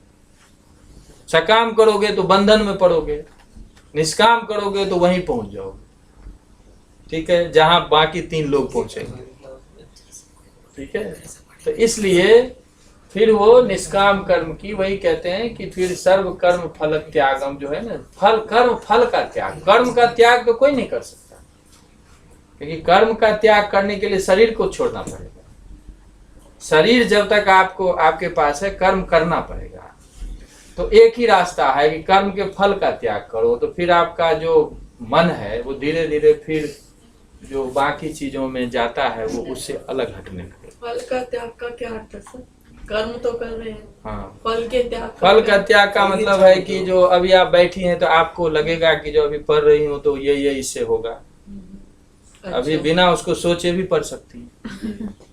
ऐसा समझे ना, हम पढ़ाई करते हैं तो लगता है ये बन जाएंगे, वो बन जाएंगे, वो आ जाएंगे। तो उसके बिना भी नहीं पढ़ना है, इसलिए पढ़ना है, ये हो गया, कोई फल नहीं दिमाग में, लेकिन ये हमारी ड्यूटी है। तो फिर हम रोबोट बन जाएंगे। हाँ, फिर हम रोबोट नहीं बन जाएंगे ऐसे, जब हम कुछ सोचेंगे बस करे जा रहे हैं ऐसे, बस ऐसे मशीन नहीं की तरह करे कुछ जा कर रहे हैं वो, तो फिर आपको हो सकता है जो सोचेंगे उससे बड़ा मिल जाए ना सोचने पर। कृष्ण गीता में कहते हैं कि ये इसलिए जरूरी है क्योंकि किसी कर्म को करने के लिए 5 कारण होते हैं। बताया था कभी, कहते हैं पंचेतानि महाबाहो कारणानि निबोध में सांख्ये कृतांते प्रोक्तानि सिद्धे सर्व कर्मणाम। सर गीता में से है ये? 18वें अध्याय। कहते हैं कर्म के लिए 5 कारण होते हैं, किसी भी काम को करने के लिए 5 चीजों की जरूरत पड़ती है। अधिष्ठानम तथा कर्ता, करणम च पृथक विधम, विविधाश्च पृथक चेष्टा, दैवम चैवात्र पंचमम। कहते हैं जैसे भारतीय विद्या भवन है ना, यदि ये नहीं होता तो अभी लेक्चर नहीं होता। तो you are not the sole cause of this act. अधिष्ठान तथा कर्ता, करणम च पृथक विधम। तो एक हुआ अधिष्ठान, किसी चीज के लिए बेस होता है, सबस्ट्रेटम होता है। सो Bharatiya Vidya Bhavan is playing very important role for this act. आई बात समझ में ना? तो ये अधिष्ठान, ये नहीं होता तो हम आप मिलते ही नहीं, तो ये बात ही खत्म हो जाती, कोई एक्ट ही नहीं होता। तो अधिष्ठान चाहिए किसी के लिए, ठीक है। दूसरा कर्ता, जो आप हैं, हम हैं, एक बोल रहा है, एक सुन रहा है, ठीक है, ये कर्ता हुआ, ठीक है। करण, विभिन्न प्रकार के उपकरण हैं। आप कभी कोई कार से आए हैं, कोई ट्रक से, बस से आए हैं, कोई किसी से, कोई पैदल आए हैं, इतनी सारी चीजें लगी हुई हैं, सारे उपकरण लगे हुए हैं। अब सारे इंस्ट्रूमेंट अपना रोल प्ले कर रहे हैं। यदि आपकी गाड़ी खराब हो जाए रास्ते में तो आप एक्ट ही नहीं होगा, ये रुक जाएगा, आप नहीं सुन सकते। तो there are different instruments involved, ठीक है। तो कहते हैं करण जितने हैं लगे हुए वो भी इक्वली रोल प्ले कर रहे हैं। विविधाश्च पृथक चेष्टा, चेष्टा जो है कि जितने प्रकार के लोग हैं, जैसे मैडम है तो उनको दिन भर मुझे 5 बार फोन करती है 2 दिन पहले से कि आएंगे कि नहीं आएंगे, है ना। जितने टीचर हैं, आप लोगों को तो लगता है आ गए, लेकिन वो 5 बार फोन करती हैं कम से कम। कई बार कोई जवाब नहीं मिलता तो परेशान है थी वो, फिर दूसरे टीचर को फोन की कि वो नहीं जवाब दे रहे हैं तो वो नहीं आएंगे तो आप आ जाएंगे, ठीक है ना। वो फिर मुझे फोन किए कि जो आपका जवाब नहीं मिल रहा है मैडम को, इसलिए मुझे बार बार फोन कर रही है। तो मैंने कहा कि ठीक है मैं आऊंगा, नहीं आऊंगा तो फिर आपको फोन कर दूंगा। Okay, this is the unifying some internal things which are also playing important role. ये विभिन्न प्रकार की जो चेष्टाएं हैं, जैसे आप सुबह उठे होंगे तो पहले से दिमाग में सोचना शुरू हो गया कि जाना है कि नहीं जाना है। जैसे ये बता रही थी कि जो वो मैडम है तो कह रहे थे कि किसी की डेथ हो गई तो उसमें जाना है, तो you are planning in these are internal चेष्टा, समझ गए ना। So finally you internally make effort to participate in this act, ठीक है। सो देर आर डिफरेंट चेष्टा एफर्ट्स, आई बात समझ में। तो विभिन्न प्रकार की चेष्टाएं चल रही है और अंत में कहते हैं दैव का मतलब प्रकृति की कृपा होनी चाहिए। नहीं तो अभी आंधी चलने लगे तो पता चला कि हम उधर आप उधर सब उधर, अभी कोई वज्रपात हो जाए, अभी कोई कुछ हो जाए, कैलेमिटीज हो जाए कोई नेचुरल, तो पता चले कि सब लेक्चर एक साइड। तो सर पर ये सब इतनी सारी चीजें हैं, लेकिन इसका वो सब हमें ही वो करना आपको पड़ता है। लगता नहीं है कि ये सब चीज इन्वॉल्व है, आप जो बैठ के सुन रही है कोई भी कार्य करने के लिए। तो इसका मतलब कृष्ण ये उनको समझा रहे हैं कि कोई भी एक्ट होता है ना, देखिए वो मॉडर्न साइंस इसको प्रूव कर चुका है कि if one particle moves the whole universe moves. एक चीज जो हो रही है, हम आपको नहीं पता, लेकिन आपका जो भी सकारात्मक या नकारात्मक एक्ट है वो उसमें दुनिया इन्वॉल्व है, उसमें ब्रह्मांड इन्वॉल्व।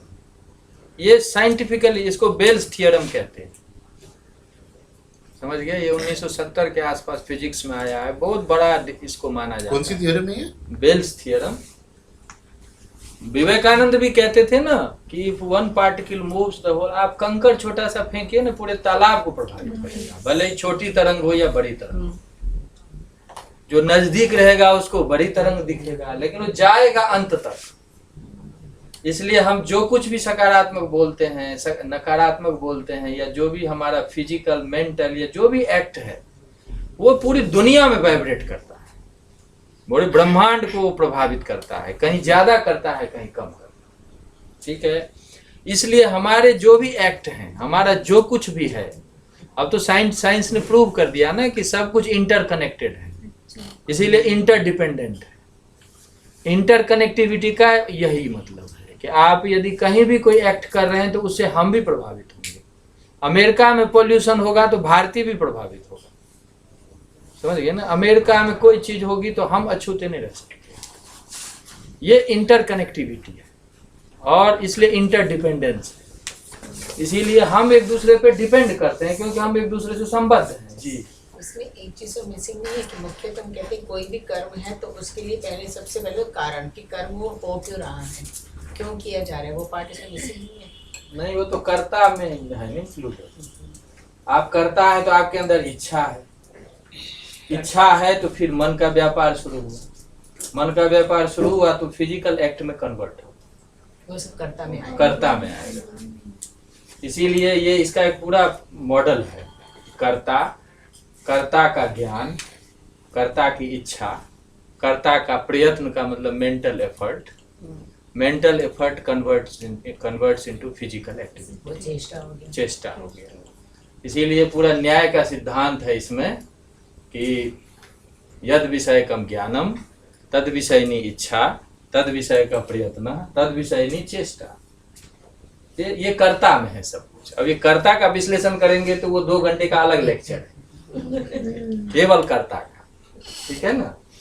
तो ये जो चीज है, ये कर्ता में यदि ये सब कुछ समाहित है तब भी और 4 कारण। तो ये 4 कारण अभी बताए ना आपको, interdependent, interconnect, inter related, interdependent. ये साइंटिफिकली प्रूव्ड है, आप तो पढ़े होंगे इसको। इसीलिए अब हम ये नहीं कह सकते कि जो हम कुछ कर लेंगे तो वो दूसरे को प्रभावित नहीं करेगा, सबको प्रभावित करेगा। किसी को कम कर रहा है, किसी को ज्यादा कर रहा है, ठीक है। तो ये जो चीज है ये हमारे वेद में शुरू से कहता है कि सब कुछ इंटरकनेक्टेड है, सब कुछ इंटरडिपेंडेंट है। यदि ऐसा है तो फिर आपके कार्य में भी सब कुछ इंटरकनेक्टेड है। सर इसमें मेरा एक और जो अंडरस्टैंडिंग है, जैसे निष्काम फल बोल रहे हैं जी, तो दैट डज नॉट मीन कि प्लानिंग मत करो, क्योंकि गीता में भी महाभारत में भी जब युद्ध हो रहा था हर रोज सुबह वो प्लान करते थे कौन कहाँ खड़ा होगा, कौन सा व्यू बनेगा आज। तो रिजल्ट्स को डिसाइड क्या अचीव करना चाहते हैं, but having done that plan the work, do it, but then don't get attached with the results. Is that understanding? एकदम यही वही है यही। निष्काम कर्म की फल प्लानिंग तो होगी ना, क्योंकि जो सर्कमस्टेंसेज होगी उसके स्वयं अकॉर्डिंग को आपका माइंड फल का एक्ट कारण करेगा, बन लेकिन इसका फाइनल रिजल्ट क्या आएगा आपको उस पे नहीं सोचना चाहिए, क्योंकि उस रिजल्ट में बहुत चीजें इन्वॉल्व है, कर्म करते रहो. बहुत चीजें इन्वॉल्व है. आप यदि सोचेंगे तो भी आपके बस में नहीं है. कृष्ण ये कहना चाह रहे हैं कि if you are involved in the result of act, then you psychologically become weak, because your mind is focused on result is not in your hand, because result is produced through the whole cosmic law, ठीक है ना, including you. So result will come automatically. Why are you getting tense? ठीक है ना. यदि आप result पहले सोच लेंगे और आपके हिसाब से नहीं हुआ तो आपका जो अगला काम है तुरंत प्रभावित होगा. इसीलिए आप काम करते रहें. आप यदि नहीं कुछ सोचेंगे तो भी रिजल्ट बन के आएगा, क्योंकि प्रकृति का अपना मैकेनिज्म है. प्रकृति का मैकेनिज्म है. छोटा सा प्रकृति को समझ के देख रहे, कंप्यूटर बना लिया है. ये सब चीज बनाया है किसको देख करके? प्रकृति के मैकेनिज्म को देख करके. वो प्रकृति में मैकेनिज्म है. प्रकृति में मैकेनिज्म नहीं है तो इतना वो हजारों लाखों साल से पृथ्वी एक ही रफ्तार में नहीं घूमती. एक ही रफ्तार में सूर्य नहीं घूमता गैलेक्सी में. उसके मैकेनिज्म है. 30 किलोमीटर पर सेकंड की रफ्तार से पृथ्वी घूम रही है. यदि 5 किलोमीटर आगे पीछे हो जाए ट्रेन की तरह तो हम डस्ट हो जाएंगे 1 मिनट. तो आप देखें कि हमारे हाथ में क्या है. ये तो पृथ्वी बचा के रखी है ना कि एक ही रफ्तार में घूम रही है. इतना सब लोड लेते हैं, पेड़ पौधे जीव जंतु बिना किसी क्षति पहुंचाए पृथ्वी एक रफ्तार में लाखों करोड़ों वर्ष से घूम रही है. उसको पता है कि यदि इसमें परिवर्तन होगा तो प्रलय आएगा. तो ये जो प्रकृति का चल रहा है उस पर हमारा ध्यान नहीं जा रहा है ना. पूरा सोलर सिस्टम जो है वो गैलेक्सी में घूम रहा है करोड़ों वर्ष से उसी रफ्तार में तो घूम रहा है. उसी में पूरे सूर्य जो है वो अपनी सारे नवों ग्रहों को लेके गैलेक्सी में डॉट की तरह घूम रहा है. गैलेक्सी ब्रह्मांड के चारों तरफ डॉट की तरह घूम रहा है. So there is something which controls everything. ठीक है ना. तो इसीलिए हम यहाँ बैठे बैठे सोचते हैं कि जो हम सब कर रहे हैं. आप थोड़ा आगे पीछे घुमा के देखिए तो आपको लगेगा कि हम नहीं कर रहे हैं. साइंटिस्ट जितने बड़े बड़े हुए हैं वो अंत में कहते हैं कि हम नहीं कर रहे. तो इसलिए हम काम करें, लेकिन रिजल्ट क्या होगा इसको छोड़ दें तो हम ज्यादा पावरफुल रहते हैं साइकोलॉजिकली. इसका अर्थ तो सर ये हुआ कि जो हमारी रिस्पांसिबिलिटी है we have to fulfil our responsibility. Yes, 100%. And if we don't understand this at this state or age, then we will have to understand it after 60. वो मानने लगते हैं. जितने बड़े लोग हैं ना, मैं कहा था ना कि 60 के बाद सब वेदांती होते हैं. चारवाक से वेदांती. चारवाक टू वेदांती. आपको प्रकृति सिखा देगी कि आप वेदांती. आपको लगने लगेगा कि हम जो चाहते हैं वो सब नहीं होता, और आपको ये भी लगेगा कि हम जो नहीं चाहते हैं वो भी होता है. सही. चाहते हैं तो होता है. नहीं, पॉजिटिव आप करें लेकिन रिजल्ट को ध्यान में न रखें. रिजल्ट को अपने आप आने दें. हाँ, ये नहीं है कि आपको रिजल्ट नहीं मिलेगा. रिजल्ट को आप छोड़ें. प्रकृति का मैकेनिज्म है उस पर छोड़ें तो आप क्या रहेगा, आप फ्रेश रहेंगे. आप जैसे हम इंटरव्यू में जाते हैं तो आधी एनर्जी पहले ही खत्म हो जाती है. क्या पूछेंगे, क्या होगा, नहीं होगा. ये तो बाली वाली बात हो गई ना कि बाली के सामने जाते ही आधी शक्ति गायब हो जाती थी. मुझे लगता है कि ये एक्चुअली साइकोलॉजिकल फीवर है कि once you think of result then half of your energy automatically get lost. तो वो कृष्ण इस साइकोलॉजी से आपको बाहर लाना चाहते हैं कि आप अपने प्योर स्टेट में रहें. रिजल्ट अपने आप आएगा और आप you become duty oriented, don't result oriented. If you become duty oriented, then you will remain fresh as you are, as original as you are. If you are thinking of result, then you will be loaded by the psychological fever or fear. समझ गए ना? That is the hindrance in your personality. लेकिन sir ये बहुत बड़ी बात कह रहे हैं हम, हाँ? जो कि देखा नहीं जाता। जैसे इंटरव्यू की बात करी, मैं पक्का जा रही हूँ कि मेरा ही अच्छा होगा, मैं कर रही हूँ अच्छा, मैंने आपके लेकिन नाम पे हाथ रिजल्ट रखा ना। पहले ही पता होता और वही होता है, असली में यही, वही होता है जो होना था। असली में यही। देखिए 18 अक्षोणी तो फिर सेना प्रकृति में कहाँ सर, मैकेनिज्म कहाँ है प्रकृति का? 5 लोग बचे थे।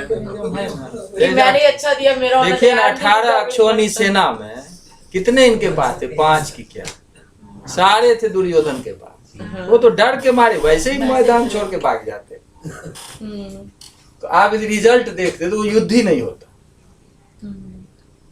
तो इसलिए आप जब रिजल्ट देखेंगे तो जो चीज पॉजिटिव है उसमें भी आपको डाउट होने लगे, और जो नेगेटिव है वहां से तो पहले ही भाग जाएंगे आप रन छोड़ के।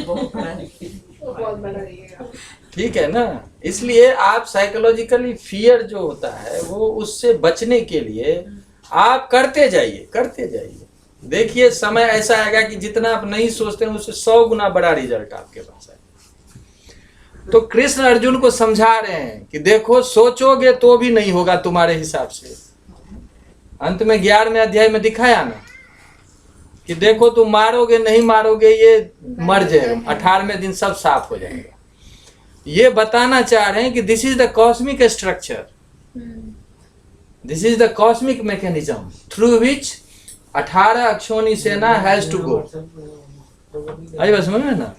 This is cosmic mechanism. You are instrument, you are just instrument. आपको नेचर ने बनाया है ये। इन्हीं में से कई लोग सामान्य होते हैं, होते होते देखते देखते कहां से कहां चले जाते हैं। धीरे धीरे नेचर उसको सेट करते करते करते करते उस स्टेट पे लाके खड़ा कर देते हैं। एक ही साथ 20 लोग पढ़ते रहते हैं। तो वो नेचर आपसे क्या चाहती है? तेंदुलकर को कहते पीएचडी करो, तो क्या करता है? बेकारी करता है। तो नेचर ने उसको वैसे सेट किया। तो इसलिए कृष्ण कहते हैं सहजम कर्म कौन थे और सदोषमपि न त्यजेत। आपका जो नेचुरल चीज है उसको करते जाओ, नकल मत करो। क्योंकि नकल जब हम करते हैं तो हमारी आर्टिफिशियलिटी आ जाती है। तो अंत में यही जो निष्काम कर्म का मतलब है कि वो कहते हैं कि कर्म करना है आपको, be duty oriented not result oriented. इसीलिए कर्मण्येवाधिकारस्ते मा फलेषु कदाचन। ये जो गीता का श्लोक बोला है उससे पहले पूरा मैथमेटिक्स समझा दिया है कि ये क्यों बोला मैंने। लोग कहता है ना काम करते जाओ, ऐसे कहते हो तो नहीं, काम करोगे और फल सोचोगे तो भी तुम्हारे हिसाब से फल आ जाएगा, कोई जरूरी नहीं है ना। इसलिए पहले ही समझा दिया कि फल सोचो ही मत, कि आप उस टेंशन से बच जाओगे। तो कहते हैं निष्काम कर्म करते करते भी आप उस स्टेट पे जा सकते हैं जहां भक्ति के द्वारा, अभ्यास के द्वारा, यानी समाधि के द्वारा और ज्ञान के द्वारा कोई पहुंचता है। तो ये जो 4 प्रकार के योग हैं, इसलिए पूरा अब 18वें अध्याय का शुरू में पढ़िए, पूरा कर्म की बात कृष्ण कहते हैं कि कर्म कौन कौन, जैसे मैंने कहा था आज शुरू में ही कि वो कहते हैं यज्ञ दान और तप 3 सबको करना चाहिए, किसी समय भी नहीं छोड़ना चाहिए, सन्यासी को भी करना चाहिए। ठीक है? तो यज्ञ दान देने का मतलब है कि आप अपना स्वामित्व छोड़ो। किसी को 10 रुपये दिया, इसका मतलब है कि 10 रुपये से अपने मालिकाना हक को छोड़ दिया। ये छोड़ने की आदत डालो, क्योंकि अंत में तो शरीर भी छूटना है। आप छोड़ने की आदत आपको रहनी चाहिए। यदि सबको पकड़ के रखना है तो फिर एक दिन अपने आप जब छूटेगा तो फिर आप हिल जाओगे, तब आप हिल जाएंगे। तो इसलिए इन 4 के माध्यम से वो बताना चाहते हैं कि आप उसी परम तत्व या सुप्रीम ट्रुथ के स्टेट पे आप पहुंच जाएंगे, उसका रियलाइज कर सकते हैं यदि इनमें से कोई रास्ता अपना। ठीक है? तो ये है कि 4 माध्यमों से जो हमारा व्यक्तिगत चैतन्य है या चेतना है या आत्मा है, उसका सार्वभौमिक आत्मा से एकीकार कर लेना, एकीकृत कर देना। तो वेदांत का योग ये है। ठीक है? वेदांत का योग ये है और पतंजलि का योग पहले हमने बात की है। तो इस तरह से दोनों का मिला करके हमें जानना चाहिए। तो एक गीता में योग के बारे में एक आपको मैंने बड़ा संक्षेप में बताया है। तो अब देखते हैं आगे फिर कब भेंट होती है। ठीक है? क्वेश्चन पेपर में सब्जेक्टिव होगा सब। हाँ, क्वेश्चन पेपर में बिल्कुल आएगा, एक सब्जेक्टिव होगा एक कैसे प्रश्न होगा? आएगा। सबको पेपर में आएगा। क्वेश्चन पेपर में आप जैसे चाहेंगे वैसे होगा। ये तो पूछ रहे हैं। मैं आपसे ही पूछ रहा हूँ। हम लोग मिलकर के क्वेश्चन पेपर बनाते हैं। मेरी दृष्टि में पहले भी मैंने लोगों का जिस पे लिखना है लिख कर उल्टे सीधे दे दिया। सर भक्ति के जो 4 प्रकार आपने बताए थे उसमें अर्थार्थ के लिए एग्जांपल विभीषण कैसे सेट होना है? मतलब वो सारा राज्य दे दिया ना तो उन्होंने क्या राज्य के लिए क्या था? नहीं, राज्य के लिए नहीं किया था ये भी तो नहीं। क्योंकि बहुत सारी बातें धन था उनकी दृष्टि में था।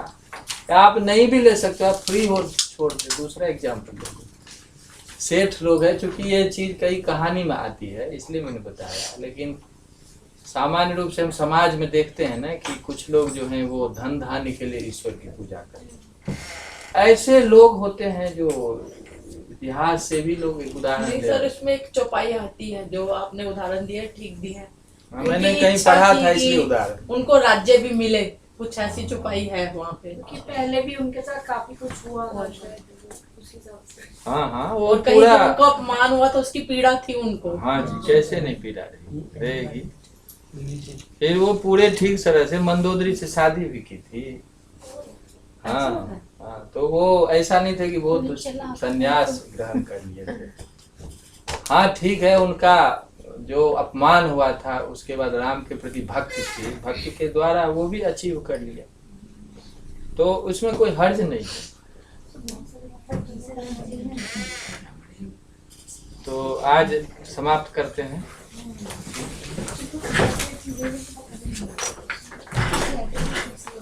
किसी को कुछ पूछना तो नहीं हो? मुझे पूछना था, उसका आपने जवाब ही नहीं दिया। क्या बताएं?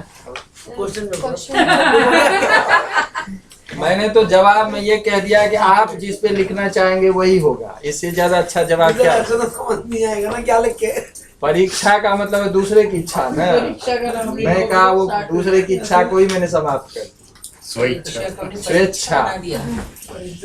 अंतिम उद्देश्य क्या है कि जितनी हम बात कर रहे हैं उसकी हमारी कितनी अंडरस्टैंडिंग बढ़ी। अभ्यास कर। बस बस यही लक्ष्य है। बाकी आप लोगों को क्या रिजल्ट करके करना। सर्वे भवन्तु सुखिनः, सर्वे सन्तु निरामयाः, सर्वे भद्राणि पश्यन्तु, मा कश्चित् दुःखभाग् भवेत्। ओम शांति शांति शांति। अंत में देख रहे हैं, सब अंत में शांति। और फिर वो उपनिषद कहते हैं कि शांति का